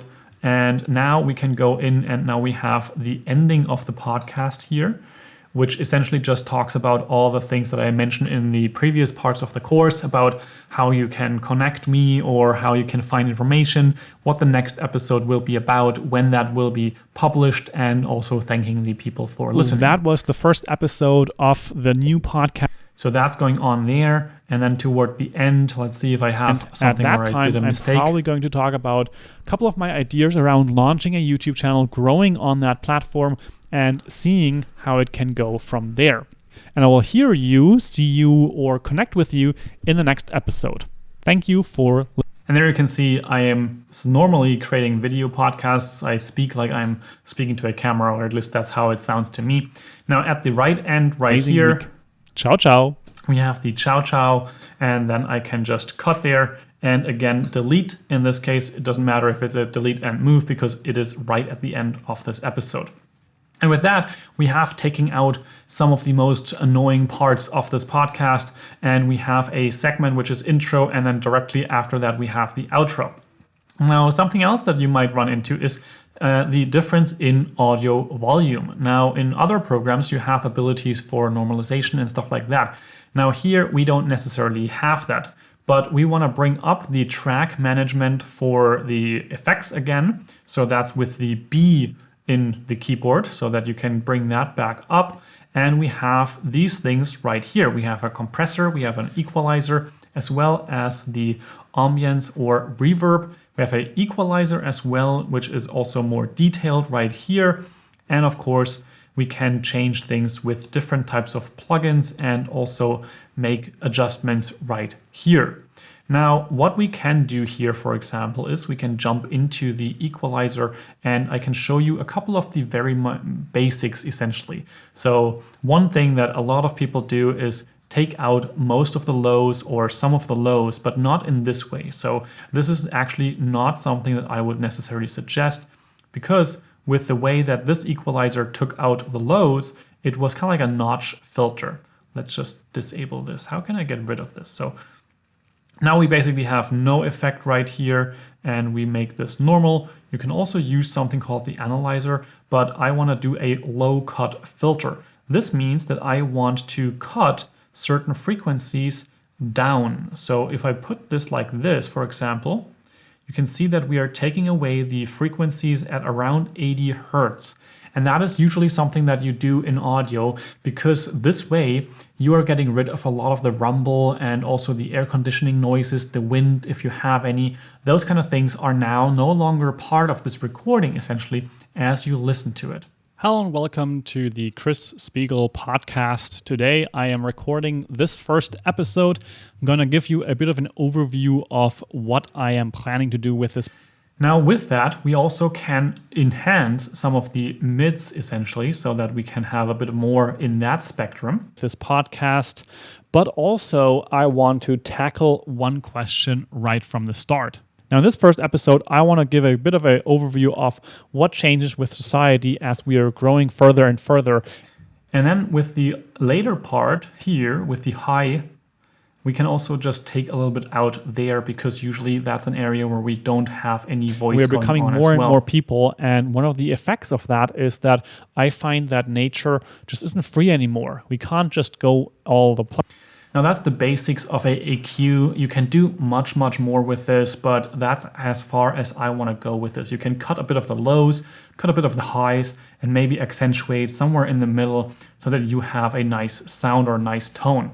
You can actually go in here, and to basically hear what sounds better, you can sometimes overdo it a little bit. Don't overdo it too much, you might break your speakers or ears, but basically just listening for what sounds more pleasant, what doesn't, so that you can basically remove certain frequencies or add certain frequencies if you pull them up right here. Now the next thing also is the compressor. And for that, you can actually go into the details when you open the plugins here on the left side in the track editor. And there we have the compressor, and then we have this setup right here. Now, this is probably way too much to go into all the details, but you can use something like the voice one right here. And then you have something like the vocal limiter, vocal hard, vocal first, and so on and so on. Let's choose the studio. And now when I play this back with the compressor on and off, listen for certain changes. A bit of an overview of what changes with society as we are growing further and further, and we are becoming more and more people. And one of the effects of that is that I find that nature just isn't free anymore. We can't just go all the places. And there you can hear that this adds a bunch of punch to the sound. It basically makes everything a little more harsh, a little louder. And that is pretty much what you expect from something like this. Let's try what this classical vocal compressor does. And it does not seem to be as aggressive, starting at minus 14 dB. We have to pay entrance fees for natural parks and stuff like that. All of those things are going to be talked about in this podcast episode. Now, a quick thing about... And you can see that here, based on these LEDs that are very aggressive on the first one, and now it's not as much. This essentially takes the edge off of less of the things than this extreme compressor that we had beforehand. The basics of a compressor are that everything that is louder than a certain threshold is going to be dampened down so that it is not as extreme, but at the same time it also makes everything a little bit louder. That is the gain that you see right here. Basically, if we were to do a plus 10, now everything is 10 decibels louder, but at the same time everything that's as loud as minus 14 or over that threshold is actually getting to be a little less loud by a factor of 4 to 1. So now if I play this should have a very extreme gain going on here. And the LEDs I'm Chris Spiegel. I'm a YouTuber, content creator, and consultant, and I am launching this podcast as an outlet of ideas, essentially, to share more about what I am thinking about and also just how life is going. So if you're interested in that, stay tuned for this episode and also future episodes where I plan on interviewing people, but also sharing these solo episodes where I just want to talk about a certain subject matter, basically bounce off ideas and maybe connect with you in the comment section of any of. And there you can see, basically, as you make this threshold more aggressive, it will take on more of the audio, but all of that is not necessarily something that I would recommend. I would probably just go for a very basic vocal or something similar compressor and have that do its job so that it takes off the edge on the too loud parts, but overall just leaves your audio basically alone. Now, I would not recommend any echo or something like that. This podcast, you can see there you have an echo, but you can also add some reverb. Going to be there. And with all that said, but that's not something that makes it very enjoyable to listen to, and maybe to make it safe, you can actually disable those two effects completely right there. Now, with those effects in mind, we can also change over to the master. Now, the master right here basically is the same effects again. However, this time it is affecting everything. So even if you have multiple tracks, it's also going to have an effect on all of the tracks exactly the same way, in difference to the track effects, which are just for the selected track. So right now we have audio 1. If you have 2 or more, you can have individual equalizers for those tracks and so on. Now, if you had a segment where you were completely too loud and you want to adjust that, or you have something where you were really silent, then for that you have something called automations inside of this environment of Garageband. So you can go to Mix and then Show Automations, or simply hit the A button. And then you can see you can actually automate certain things, like, for example, the equalizer or stuff like that. We are going to focus on the volume, however. So now what you can do is actually you can choose this track or this segment, and you can point any place right here, and basically you can make certain adjustments, like making the whole thing louder and less loud. So you are changing the volume of the whole track. But what we want to do is we want to add a point there and another point there. And now we are going to pull this down, let's say 13 decibels, and make the same thing right here at the start. And now, as you can see, if I bring this back here, you can see the volume slider right there is actually automated. So meaning, as I go along this track, as I come to this position, it's actually going to fade up and make it louder. So this is how it sounds. Also, I want to tackle one question right from the start. Now, in this first episode, I want to give a bit... And with that, you have a transition between two tracks. And of course, also the option to basically create a fade out. Now, if you double click any of the points, they got deleted. And this way you can remove them again if you want to revert your changes. Now, what you can do here is, for example, at the end of your podcast, you can make a couple of points to fade out the sound. So let's say here, I want to not have this be super harsh. I want to do it over a certain time period. let's say I want to go like this, and maybe I want to start like, whoops, right there.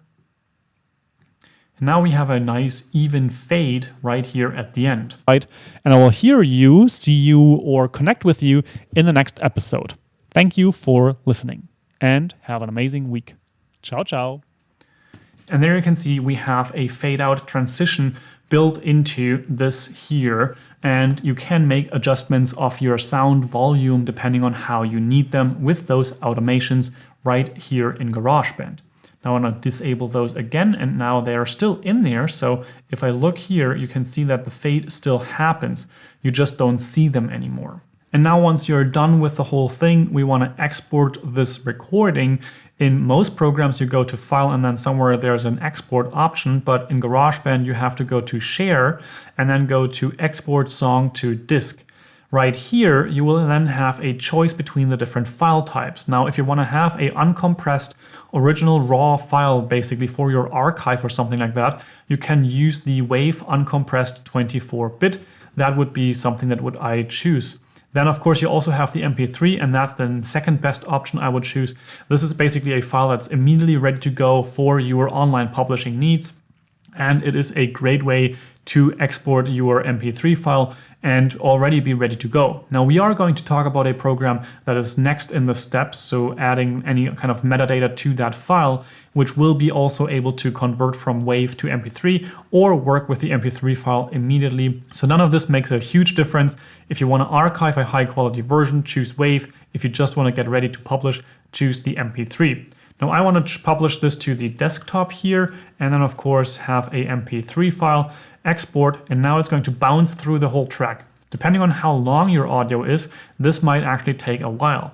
Now in this case, it was obviously not going to take real time, so 2 minutes and 40 is not how long it took, but also depending on how long your file is, if you have a 1 hour recording or 1 hour podcast, it might actually export for a couple of minutes, maybe even 10-20 minutes, depending on how fast your computer can process all of that. So now you have this file exported on the desktop. We have the GarageBand test band recording, which has 36 or 37 megabytes in file size. And then we also have our test recording MP3, which is 2.6 megabytes in file size.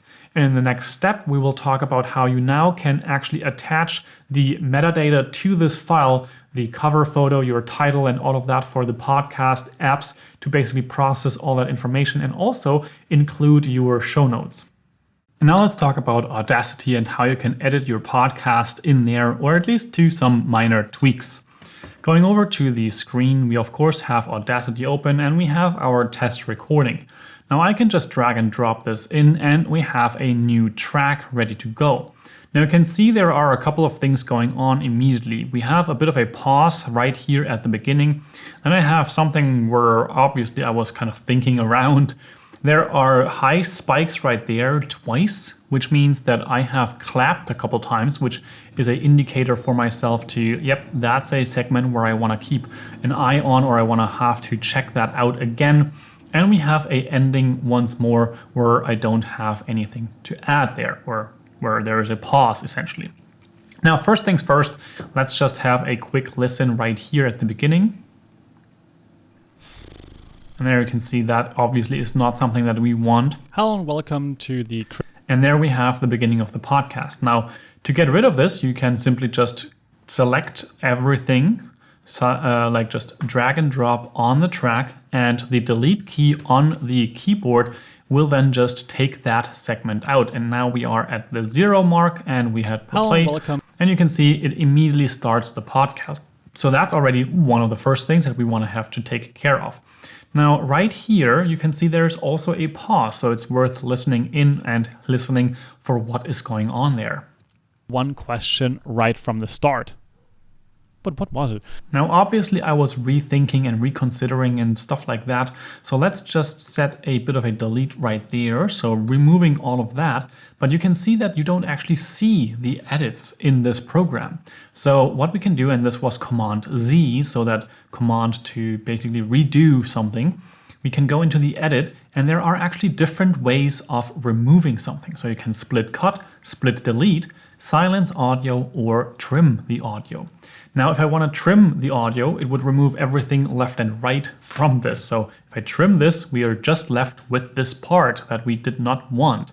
So if you go back in and remove special and say we want to split delete, you can see now we have a split right there, and we have a split right there, and we have nothing in the middle. So now we have this removed, but there's nothing instead. The same thing is in a way kind of true for the silence audio. So Command L, that would be. And then you just have no cuts whatsoever, but you have silence. So in this case, I want to do a split delete, which would be Command Option K. So let's just hit that, because it is an indicator left and right of something happening there. And now I can go in and listen further what actually, or where do I want to restart and what is the actual restart. So in this first podcast episode, I remember what I did there, so now I can jump forward. About the nature is not free anymore.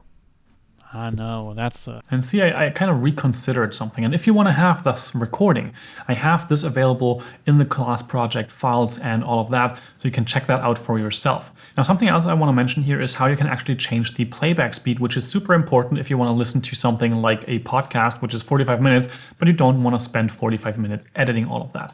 And that is actually a segment right there, which is the playback speed. So right now it is set to 0 or 1 rather, but I can change this to be a 3, for example, and then it would sound like this.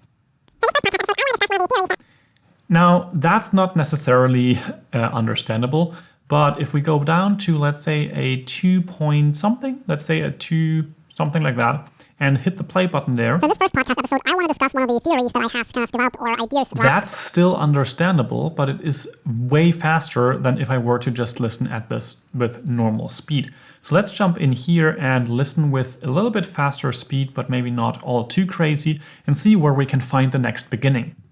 Now in this first episode, let's talk about how growing on YouTube has changed me. Now in this first episode, let's talk about what changes as we grow as a society and nature. Hiccup. Now in this first episode, I want to give a bit of an overview of what. Now, just based on how this looks from this point forward, I had a couple of retries, but here it sounds or looks like I am actually continuing my talking. So let's just go back, and now we want to select all of the things that I have from right there. And in this case, I'm just going to go ahead and hold the Shift key, and I have the playhead at that position, and now I want to select everything to this point right here. Now, I want to just delete everything there and move everything to that point. And in this case, delete key, and we are done. And all of this is moved together. Now, with different types of recording, with multiple tracks, for example, you have to take into consideration those other tracks as well. Otherwise, everything is out of sync. So that's also not something that you want to necessarily do. But with this one track recording for a solo interview or for a solo recording, we can just go ahead and use this like that. And now we can listen to this again and see what the cut is sounding like. Right from the start. Now in this first episode.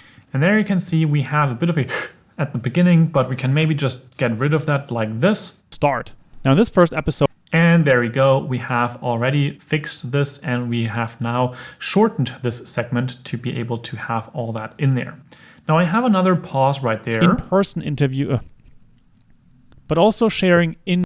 And you can see I now want to make this again, Command Option K, to just have this, basically this marker cut here to search for what is coming. But also sharing these solo episodes. And there we go, apparently. And now I can cut this and move it back together. But also sharing. And I want to just apparently also take out this part because it is duplicated otherwise. I plan on interviewing people, but also sharing. And we have another breath right there, which I want to also cut out. So let's just take that out as well. Interviewing people, but also sharing these solo episodes. And there we go. So now we have that segment taken care of as well. Now you can see there is another pause right there. What is going on there? Going to be there. And I just basically with all that said, finished, and now I'm starting the podcast with my introduction. So let's just take out this whole pause again, because obviously we don't want to have a pause which is like, what, 3 seconds or something like that? Going to be there. And with all that said, And that basically brings us to this point, which is the start of the main episode or the main recording essentially. And there we have this segment, which basically just says I'm not going to record a full main segment right here. And then we are at the outro, and then we sounds like this. That was the first episode. And there we have the outro, and at the end of the outro, I want to just remove the silence at the end so that we don't have any weird noises happening right there. And now we have a edited episode, basically just a overview here. You can take out parts, you can move things together, and you can remove all the mishaps that might have happened during the recording. Now, there are a couple of things that you might want to do when you do have a editing like this, because now what do you do with, for example, the loudness of the whole thing? And what do you do with different frequencies if you want to remove certain frequencies and stuff like that? And for that, we have the effects panel right here.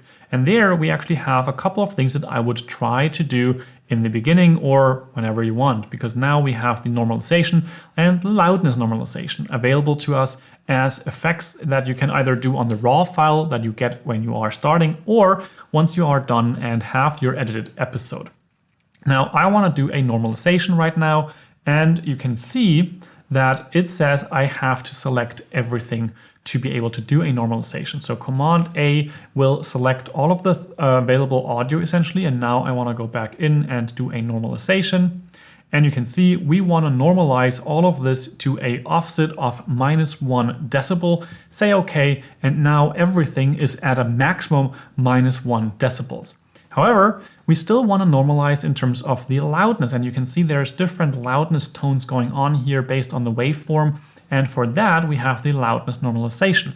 Same thing applies. You want to do a Command A to select everything that is in the track. Now we have our settings, so let's say perceived loudness at -23. Now podcasts are generally at a -14 or -16, so that's a way higher loudness, but that's pretty normal for example, Spotify, YouTube, and similar places like iTunes as well. And then we want to say treat mono as dual mono recommended. That's just fine with us, and we do that okay. And now you can see that the loudness or the overall loudness of this track has actually changed, and it will be a bit louder. Of what? Now there are tons of other things that you can do with effects right here. For example, you can also add a graphical equalizer. So you can see that right here. You can add certain frequencies and stuff like that. The problem with a equalizer like this is that it is relatively nothing saying in a way, and it also does not really help in terms of giving you a good representation of things. However, there are different equalizers and effects that you can play around here. Compressors are also really interesting because they help you bring up the volume of certain more silent segments, but it also helps you kind of like to dampen the loud segments. But with the loudness normalization, you're already going to go into a nice little area there and have most of those problems taken care of. Now, over the long term, more of these effects will probably go into your development of how you edit your podcast. But right at the beginning, let's just keep it simple. Again, you want to just shorten everything up, cut out the things that you don't want to have in there, do maybe a loudness normalization to -14 LUFS or the perceived loudness standard, and then we are ready to export. And to do that, here we are going to go into File and then Export, because remember, saving the project is not the same thing as saving an export. With the project file, you end up with something like this, the AUP file right here. And as you can see, this is a 172 megabyte file. Now we want to export this, and exporting, go to File, Export, and then we can choose between MP3 and a WAV file. Now, if you want to have a raw file, essentially a high quality uncompressed file in your Google Drive or Dropbox or somewhere where you want to archive your show, then I would choose that, because later on we will talk about the metadata embedding, and that program actually also can convert to MP3. So that's something that you can do if you want to have an archived version.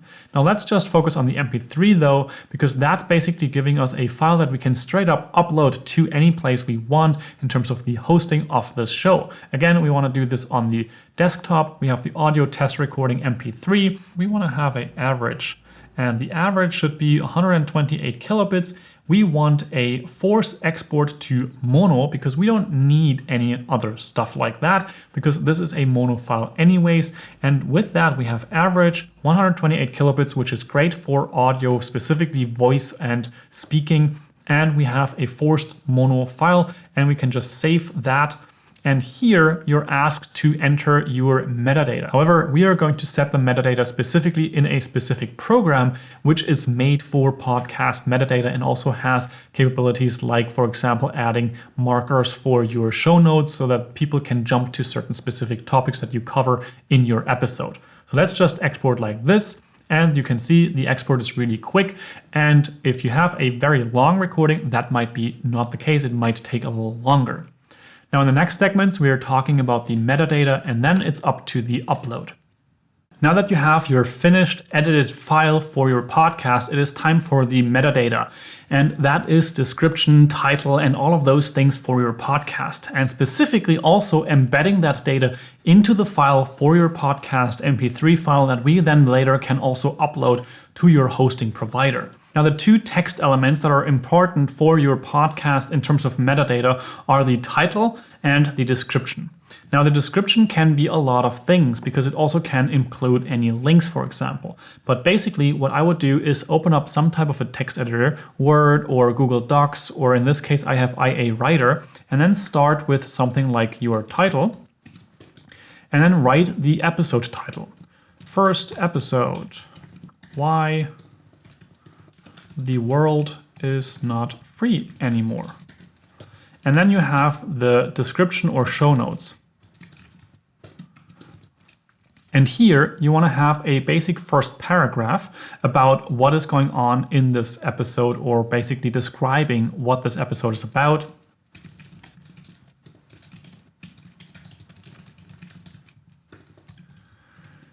And then I like to also include important links and stuff like that. And in this program specifically, I can do a bold text element like this, links and resources.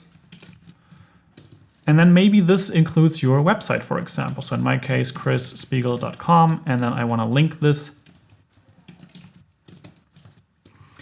And maybe you mention some type of an article in the whole thing, let's say that.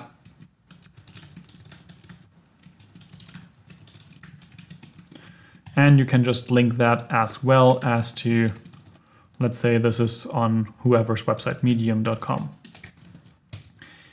And maybe you also want to include your contact details or contact social media.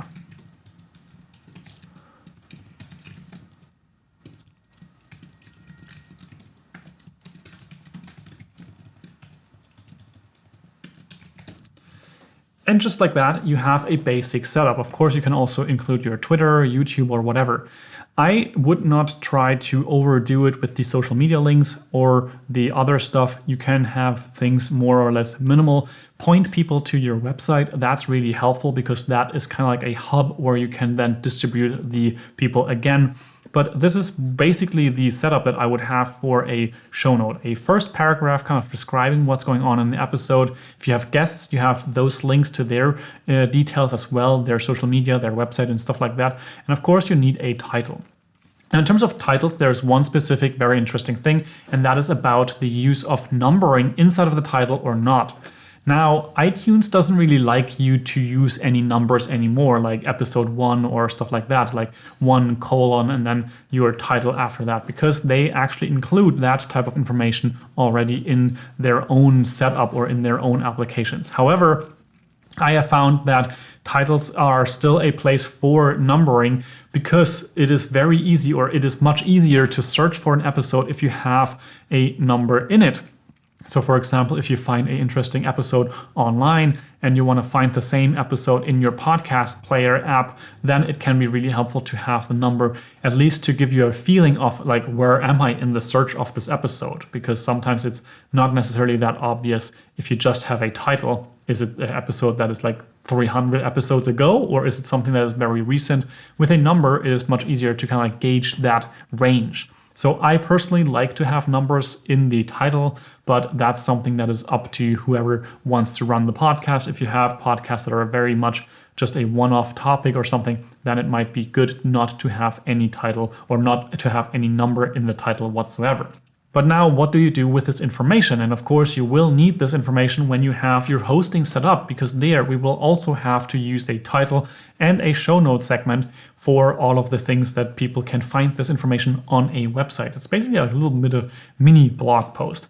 But there are also tools like, for example, forecast and podcast chapters, and these actually help you to bring this information directly into your MP3 file. And that is particularly interesting or important because different applications actually also display this information. And they are really helpful in terms of giving your files a cover photo instead of just showing the normal, kind of like the typical file that an MP3 file would show. And this helps you to be basically more of a well-rounded product. In this case, we have Forecast, which is a free application. You can simply just download this from the website of overcast.fm/forecast. And then we have podcast chapters. Both of these will also be linked in the resources segment, of course.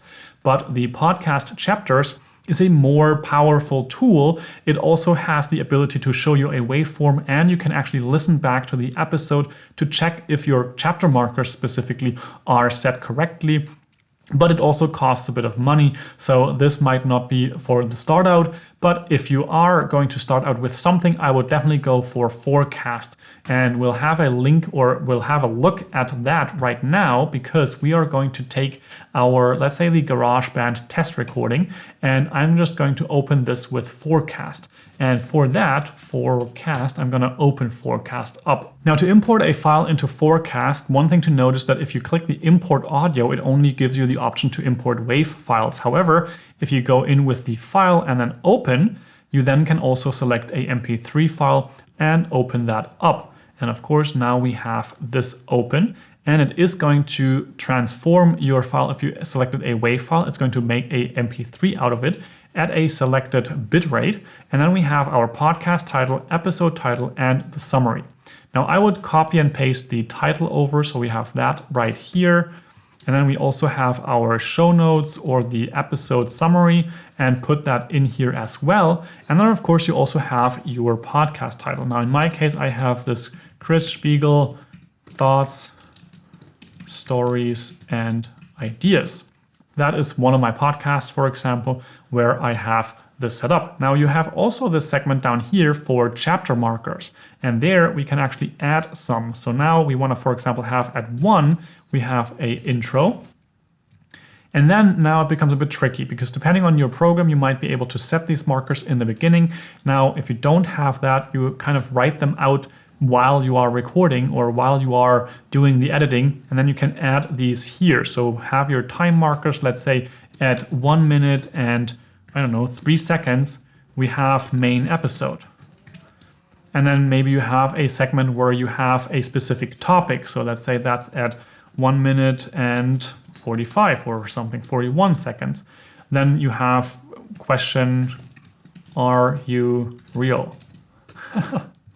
And you can also put links right here. And this is interesting because some actual programs for podcast listening will give a specific intro or a specific list of chapters with these links attached, so that the person listening can actually click on these things. And that makes it really convenient for some people.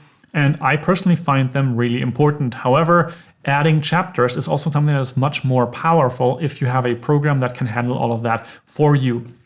Now, if I go into the other program, so the podcast chapters, and I open that up, and now I give this file, the GarageBand file, into there.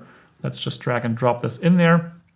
Now you can see we have similar options. We have our podcast with a title and author. Then we also have our title for this specific episode, and we have a description. Now let's put these side by side. We have the title of the podcast episode, and we have to remove this line break there. And we have the description right there, and we can just paste that in there. Now we also have a basically a audio player built into this. So I can go and basically select 0, 0, and there we have nothing going on. So we can add a chapter, which is at 0, 0, 0, and so on. So let's call this intro. And now when we go in and let's say we listen here and have a playback, where's the playback button there? As we are growing further. And let's say I found my place right there. I can now add a new chapter with the plus icon right there and say this is the main episode. And so forth. So this kind of makes it a little more handy because you can actually click through the episode and you can listen back and stuff like that. However, on the other hand, the other program is completely for free. So you can basically decide what you want to do there. Now, at the end, you want to go in and hit the export button right there, save the MP3 file again. And the same thing goes with with the Forecast application. You can just save this information and it is actually going to be saved into the same file. If you open a MP3 file, if you open a WAV file, it's going to be saving that into a new file and you will have to choose where you want to store this. Now, what you can see though is that we don't have a artwork yet. And I can just use a artwork of one of my podcasts. Let's say I want to choose something of the Maker Coffee, which is a German podcast that I host. And there we have the base files and there we have the cover photo. And this here is my cover photo for that show. And I can just drag and drop that into here. And now if I save this, and you can see the MP3 file there, just close that off. And if I save this file, you can see that this actually updated the icon on this MP3 file. So that's something that I find really, really cool to be able to have this really represent my podcast and have all the details. Now, we are going to talk about how you can create your own cover photo in the next segment. I just wanted to show you how you can actually attach it to the MP3 file with Forecast or the Podcast Chapters app, and so that you can set all the metadata up for your podcast. Now let's just copy over this as well so that we have a podcast title here in this file as well, so that it basically becomes our template file. And also maybe we have a podcast description. And in this case, let's just use some Libsyn. And just like that, we have a bit of a demo text, which is a lorem ipsum text that we can use later on for the setup of this podcast on our hosting platform that we'll talk about in one of the next lessons. So let's jump over there. Now it's time to create a cover photo for your podcast. And the main reason why this is so important is because it is basically the first thing that people see. It's almost like a logo of sorts. In different podcast applications, these are incredibly important because they are the main factor that people see when they see your podcast in a directory of multiple podcasts. It's basically like a CD cover or something similar. It's incredibly important album artwork. And we are actually going to start out using Canva, which is a free tool that you can use inside of your browser or even on a mobile device. And the first things first, the cover photo, of course, is a 1x1 graphic. So let's just create a design. And in this case, we want to create something that is a 1x1. And it doesn't seem like we have something that is available here, which makes a whole lot of sense. Let's just create our own. Let's make it a 3000 by 3000. And there you were able to see with the 3000 entered, it already opened up the suggestion to be a podcast cover. So let's just choose that suggestion. And just like that, you can see we have a 1x1 square, which we can use to create our podcast. And you also see we actually have templates available that we can now use to create our podcast. Now, I look at this one and I really like it, and it's a free template.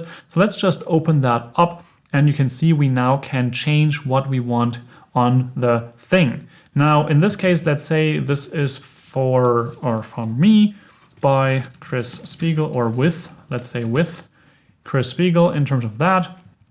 In this case, it's stories or thoughts, stories, and ideas. Let's look how that looks. Maybe we have to kind of like squeeze that in a little bit. How do you change the circle? Because apparently if I change the size of the circle, it doesn't change how big oh, there we go. So now we changed that. Now the inside thingy is no longer correct. Let's remove the inside thingy. Don't need that extra text, but now we can put this right there. And maybe we want to remove the background because obviously that's not me, but let's put something else there or put myself there. And for that, let's upload some graphic, upload media from my device. And I want to go into my Google Drive and I have my avatar taking this one. And then I can put this on top of here. And this would be something that is very recognizable because it is basically my graphic avatar that I use on all other platforms. But we have to put this into the background. So let's say send it back or send it back. Send it back all the way. So we have this Chris Spiegel at the bottom here. We have the thoughts, stories, and ideas right there. But we want to make this bigger again. So let's say we want to have... Where does it go? We want to be able to make this bigger. And is it possible to change this here?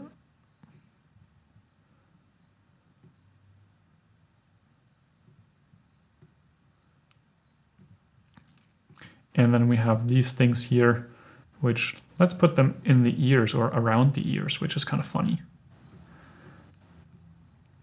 But the end goal here is to create something that, of course, you like for your style. Now, I think that's kind of cute. Let's just roll with it and use that.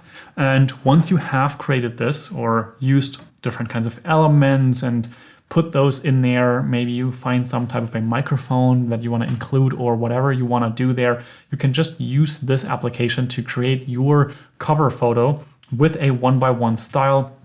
Click the download button, choose the JPEG because we want to include this inside of our other files. So we want to include this into the MP3 file and so on and so forth. And then you can basically just say download. And with that, this is going to be ending up in the downloads folder. So if I open up our downloads folder right here, we'll have that JPEG showing up in just a moment, or rather my computer is going to ask me where I want to store it, put in the downloads folder. And now we have the with Chris Spiegel file right there. And as I've mentioned before, or as you know, we just looked into Forecast. So if I open up this file again inside of Forecast, I can now drag and drop the JPEG file into there and save that. And now we have this cover photo ready to go on our file. And I want to also put this right next to the MP3 file because we will want to use this as a cover photo for the main podcast on the hosting platform that we are going to be setting up in the next step. Now it's finally time to set up a hosting platform, and for that we have two different ones that I would recommend to use specifically in the free space. We have RedCircle and we have Anchor. Both of these have pros and cons. Now personally, I'm going to recommend RedCircle mainly because they have an interface which facilitates things like multiple podcasts by one person. They have unlimited podcast hosting, and they have a bunch of extra features like, for example, donations, as well as features to collaborate with other podcasters, to shout each other out and become more popular, and also integrate with advertising deals. Now, this platform is free, and the way that they make money is that they are then basically giving you a chance for sponsorships as well as collaborations and stuff like that, and they take a percentage of those earnings. On the other hand, Anchor is an alternative, which is also a free app on your phone and an online service for podcast hosting, which also facilitates things like donations and also voice calls or in calls, basically. So you can use those features to create your podcast episodes inside of Anchor as well. However, personally, I find the interface limiting, and especially if you want to host multiple podcasts, it's not really that easy done with Anchor. Again, I'm going to be focusing on this RedCircle because there we are going to be able to do all the things that we want to be able to do. Now, the thing with podcast hosting over the long term was always that podcast hosting was not free. The reason being, you have to host those MP3 files, and there are hundreds, if not thousands of people downloading those files whenever you publish a new episode. And that incurs a charge because traffic is not really free on the internet. Nowadays, with YouTube being as popular as it is, it was really just a matter of time until some offer came along where podcast hosting also would become a commodity, and that has happened with the likes of Anchor as well as RedCircle. Now again, I personally much prefer RedCircle because they offer a more robust solution overall, which helps you be better at managing things. They give you statistics, they give you brand management tools and advertising deal opportunities if you want those. You are not, of course, forced to use them though. Now we are going to look into the setup of your account with RedCircle and what you can do there, or how you can get that first podcast up and running, show you the interface and all of that in the next segment. Now let's jump into the account creation and setup with RedCircle. The links to the platform, of course, will again be in the description of the course. And once you get there, of course, we want to go into the sign up area. And there you want to choose I am a podcaster. Here you just have a couple of details, create the account, and then you are there. I'm going to just sign in for myself. Now this is what it looks like if you have a couple of podcasts published. And of course, you can manage more. Now, some things I will look into, of course, are the account. And there you can have your profile set up as well as the notifications managed. You also can manage money in terms of how you want to set up the donation functionalities and stuff like that. You also have the ad platform, dynamic insertions, cross promotion with other podcasters, which is something that we can look into in another time maybe. And then specifically also your analytics for different parts of your podcasting journey. Now, we want to create a new podcast, so we can hit the Create New Podcast button right here at the top. And with that, we are asked for some of these details. And we can now take our details from the file that we have just created. So let's open that up, the details right there. And of course, we also have our graphic that we just created in Canva. So let's take the cover photo, drag and drop that in there, and then we can choose the name of the podcast. So this is going to be Thoughts, Stories, and Ideas by Chris Spiegel. So let's put that in there. And I'm just going to go this demo at the beginning because, of course, that's not going to be a podcast I want to be publishing. We have our podcast description, which I'm going to put right here. And you will notice that maybe you want to have some links here as well, because you might want to link to your Instagram account or similar things. So let's just type it out, Instagram, or follow on Instagram at Chris Spiegel. And we can link that to be my Instagram link. And just like that, you have a link inside of your podcast description. You have a custom link, and I personally would try to get something really nice. So let's say you want to do something like this, or just your name, of course, and have that. And then we have our primary category. Let's say this is about life science? No, lifestyle was what I was looking for in a way.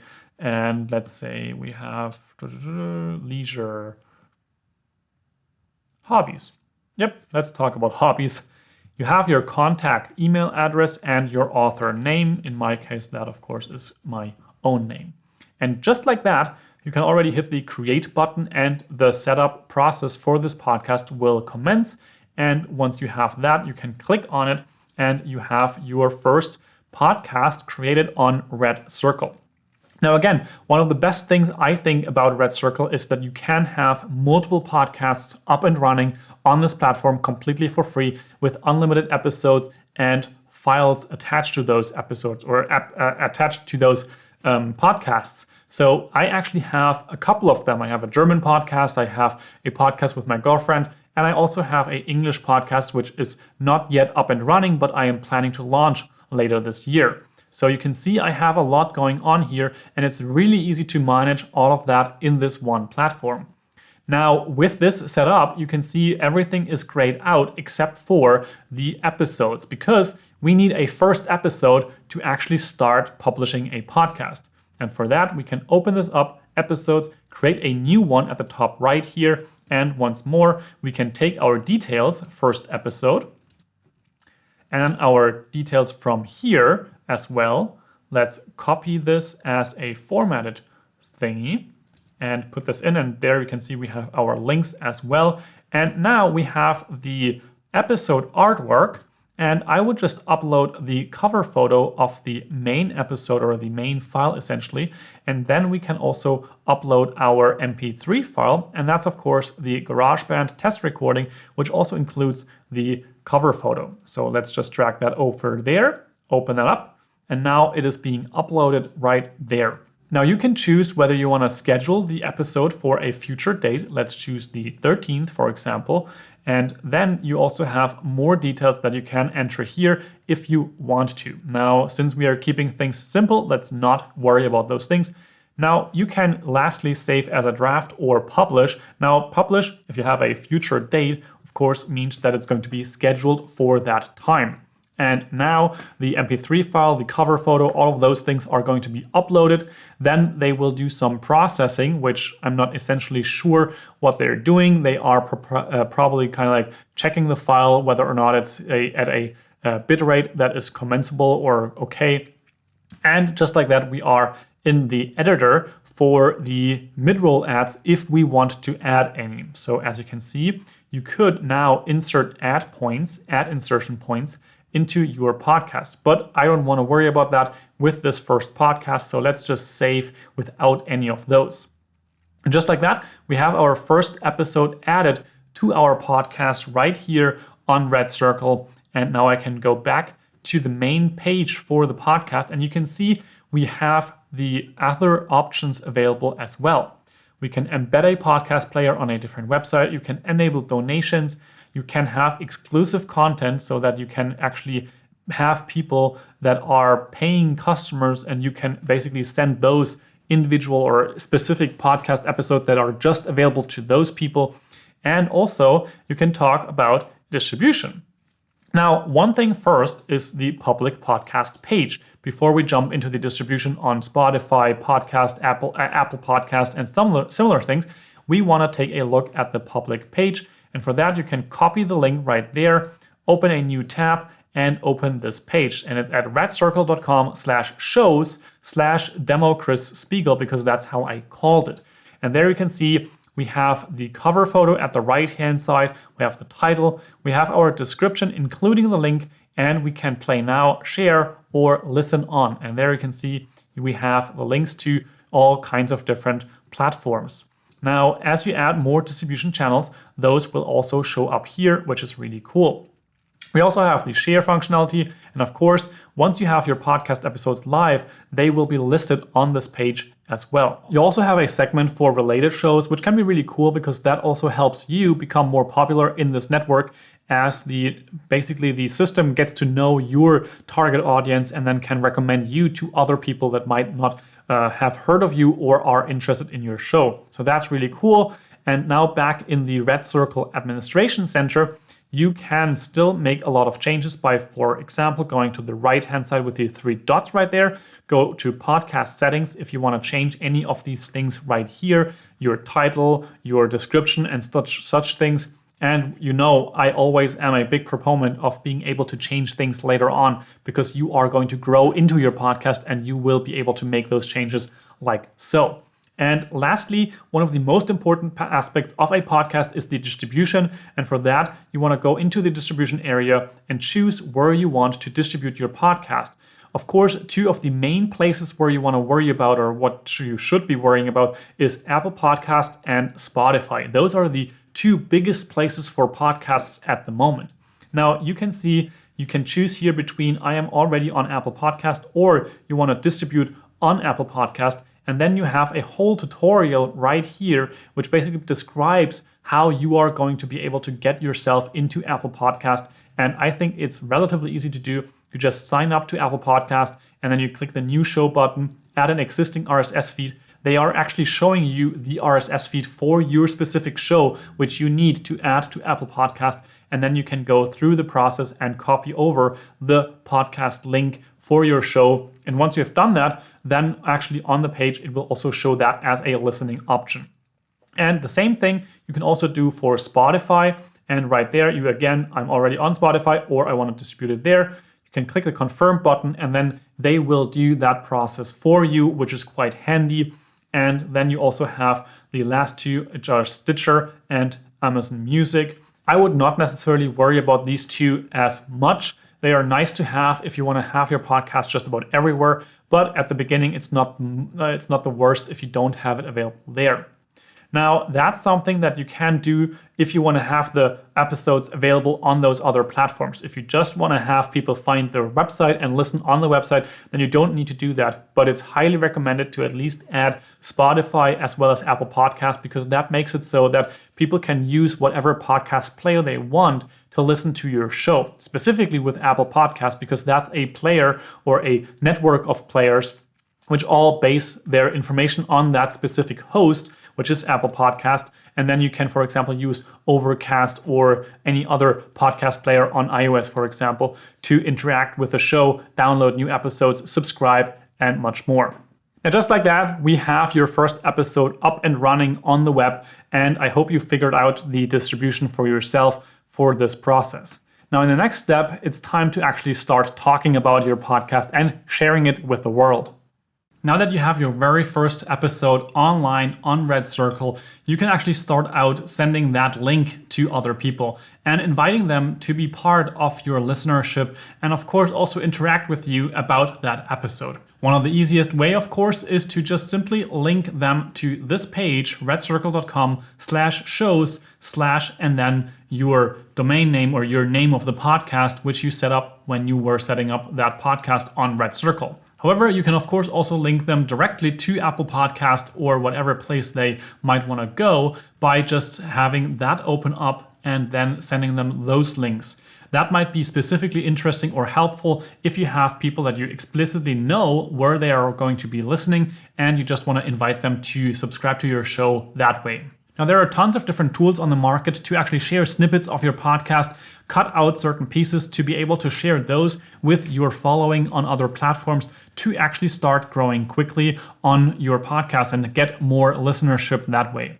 However, those tools are not part of this course at this time. Maybe I will have another course about sharing snippets and cutouts of your podcast as I will produce more courses on this specific topic. Now it is time to send the podcast out to your friends and followers and get feedback so that the next episode can even be better. However, if you don't want to share it that publicly yet, of course you can also share it in the class project so that we can give you feedback on this with other students as well as myself taking a listen and giving you feedback on your podcast and also seeing what you might be able to improve or what is already really, really good. And with all that said, I think it's time for my final words and maybe also a microphone test. Now at last I have a bonus lesson for you where I'm going to compare the microphones that I mentioned throughout this class and rank them based on how I would choose them in order. Now first, here is a set of comparisons so that you can listen for yourself how these different microphones sound. This of course is in my room with my environment, meaning the walls are pretty clear. In front of me I have basically blankets hung up so that I am speaking toward those. The ceiling is also pretty hard and the floor has a couple of carpets. This, of course, is all going to change depending on how you are having the environment. But now let's dive into these comparisons so that you can hear for yourself how these different microphones, the headset as well as the SmartLav and also the inbuilt microphones of the iPhone, the MacBook, and of course the ATR 2100 perform. This is a test recording directly into the bottom microphone of the iPhone 11 Pro Max. This is how it sounds when you record a podcast with this type of microphone. Now this is what happens when you talk directly into the microphone. It is not necessarily recommended. I would use it off to the side so that the blowing of air can go away or past the microphone instead of directly into it. Right now you're hearing how it sounds when you use the microphone that is built into the headset of the iPhone with the Lightning connector. This is supposed to be around your mouth, however, not directly in front of it. When you bring it up close to your mouth and you basically talk directly into the microphone, this is how it sounds. Right now I'm using the Rode SmartLav Plus to record this audio. This is how it sounds when you place it around your collar or your neck area where a lavalier or lapel microphone is supposed to go. Right now you're hearing how it sounds when I talk into the microphones that are built into the MacBook Pro 2017 model. This is how these sound directly without any additional effects or whatsoever. I'm just basically sitting in front of the microphones or the laptop, and the microphones do all the rest.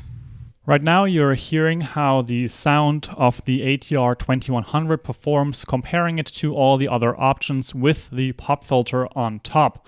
This, in my opinion, is probably the best sounding solution of the bunch, mostly because of the characteristics of these types of microphones, because they don't really pick up much of the room tone, they don't pick up much of the reverberance and stuff like that, or other minor sounds that are maybe in the background, like fan noises and stuff like that. Now, I also want to show how this sounds without the pop filter, especially when you now put your mouth against this and basically have a lot of sounds that are with the P sounds and bring pizza pronto, for example. Now, when I bring back the pop filter and I say the same thing, bring pizza pronto, now those sounds should be a bit more dampened and not as extreme. Again, best thing is to basically speak to this or into this from the front, but a little bit off to the side so that the P sounds and the wind gushes can go straight across the microphone instead of into the main capsule. Now with this comparison, I wanted to give you an overview and a ranking in terms of how I would choose between these different microphones. And the order is pretty much exactly this. The ATR 2100, the microphone that I have right here, the new version, or if you want to go for the alternative, which is the Samson Q2U, is of course going to be the best solution for this because of the characteristics of this type of microphone in rejecting most of the noises from around it, and also with that rejecting most of the reverb. Right then, as the next best solution, I would say it's the SmartLav Plus from Rode, which is I think around $60 or euros, and of course you would use that together with your smartphone. This combination sounds pretty good to me as well, and is easy to use, small to pack away, and a good solution for that purpose. Then we have the actual built-in microphone of the smartphone, and actually I was super surprised to hear how good that actually sounds. It is a really nice microphone built into your smartphone, and you can simply use it by holding your smartphone up to your mouth. Of course, then you kind of lose the ability to use your smartphone as a camera, but maybe you have a second smartphone, maybe an old smartphone or whatever, then maybe you have a solution for that as well. Now, if you want to make it a little bit more handy, of course, you can use some kind of a smartphone tripod and just have it basically propped up so you don't have to hold it the whole time, but even holding it, I think, works great. Then we have the AirPods or EarPods from Apple, of course the wired version, and these are a really bad solution in my opinion, but so are the built-in microphones of the MacBook. These types of headphones are simply not really made for the recording of a full spectrum, good sounding audio. So that's why I'm putting the EarPods or also the built-in microphones of the MacBook, but I'm also guessing the AirPods to be in this category as well of microphones that are rather low on the end of the spectrum in terms of what I would choose. Now, if I were in a situation where I don't want to spend any money whatsoever, I would just simply start out using my smartphone and use the microphone that is built in there. The same actually is also true if you just want to start making YouTube videos, for example. I would also just start out with my smartphone, use it as a camera just like this, filming myself, of course, not with a screen toward me because the cameras on the back are just that much better. But the same thing again with a podcast. Just start with your smartphone with the microphone that is built in here, and then you can step it up from there. And of course, I would at some point recommend going with a laptop and a microphone like the ATR 2100 or similar versions like the Q2U and so on and so forth. Now, if you have any questions around the microphones that I tested here or have further questions around the topic of microphone choice, you can leave those in the discussion section. Now, at this point, I just want to say thank you for taking the time to be part of this class. I hope it was helpful in getting your podcast out to your listeners so that you can start growing your own podcast and also start the journey to becoming a better podcaster with every single episode that you publish. As I've mentioned before, please share your podcast in the class project section. I would love to take a listen, and I'm sure other students will also give you feedback on your progress with your podcast. If you have any questions or suggestions in terms of more classes on the topic of podcasting or improvements of this particular class, I would love to hear about that in the discussion section or on my Discord server, where I have a community of people who are all in the topics of podcasting, filmmaking, YouTube, live streaming, and similar areas. That's a really cool place to learn more about these different topics from others, as well as myself, and of course also know about whenever I am actually going to be publishing new classes right here.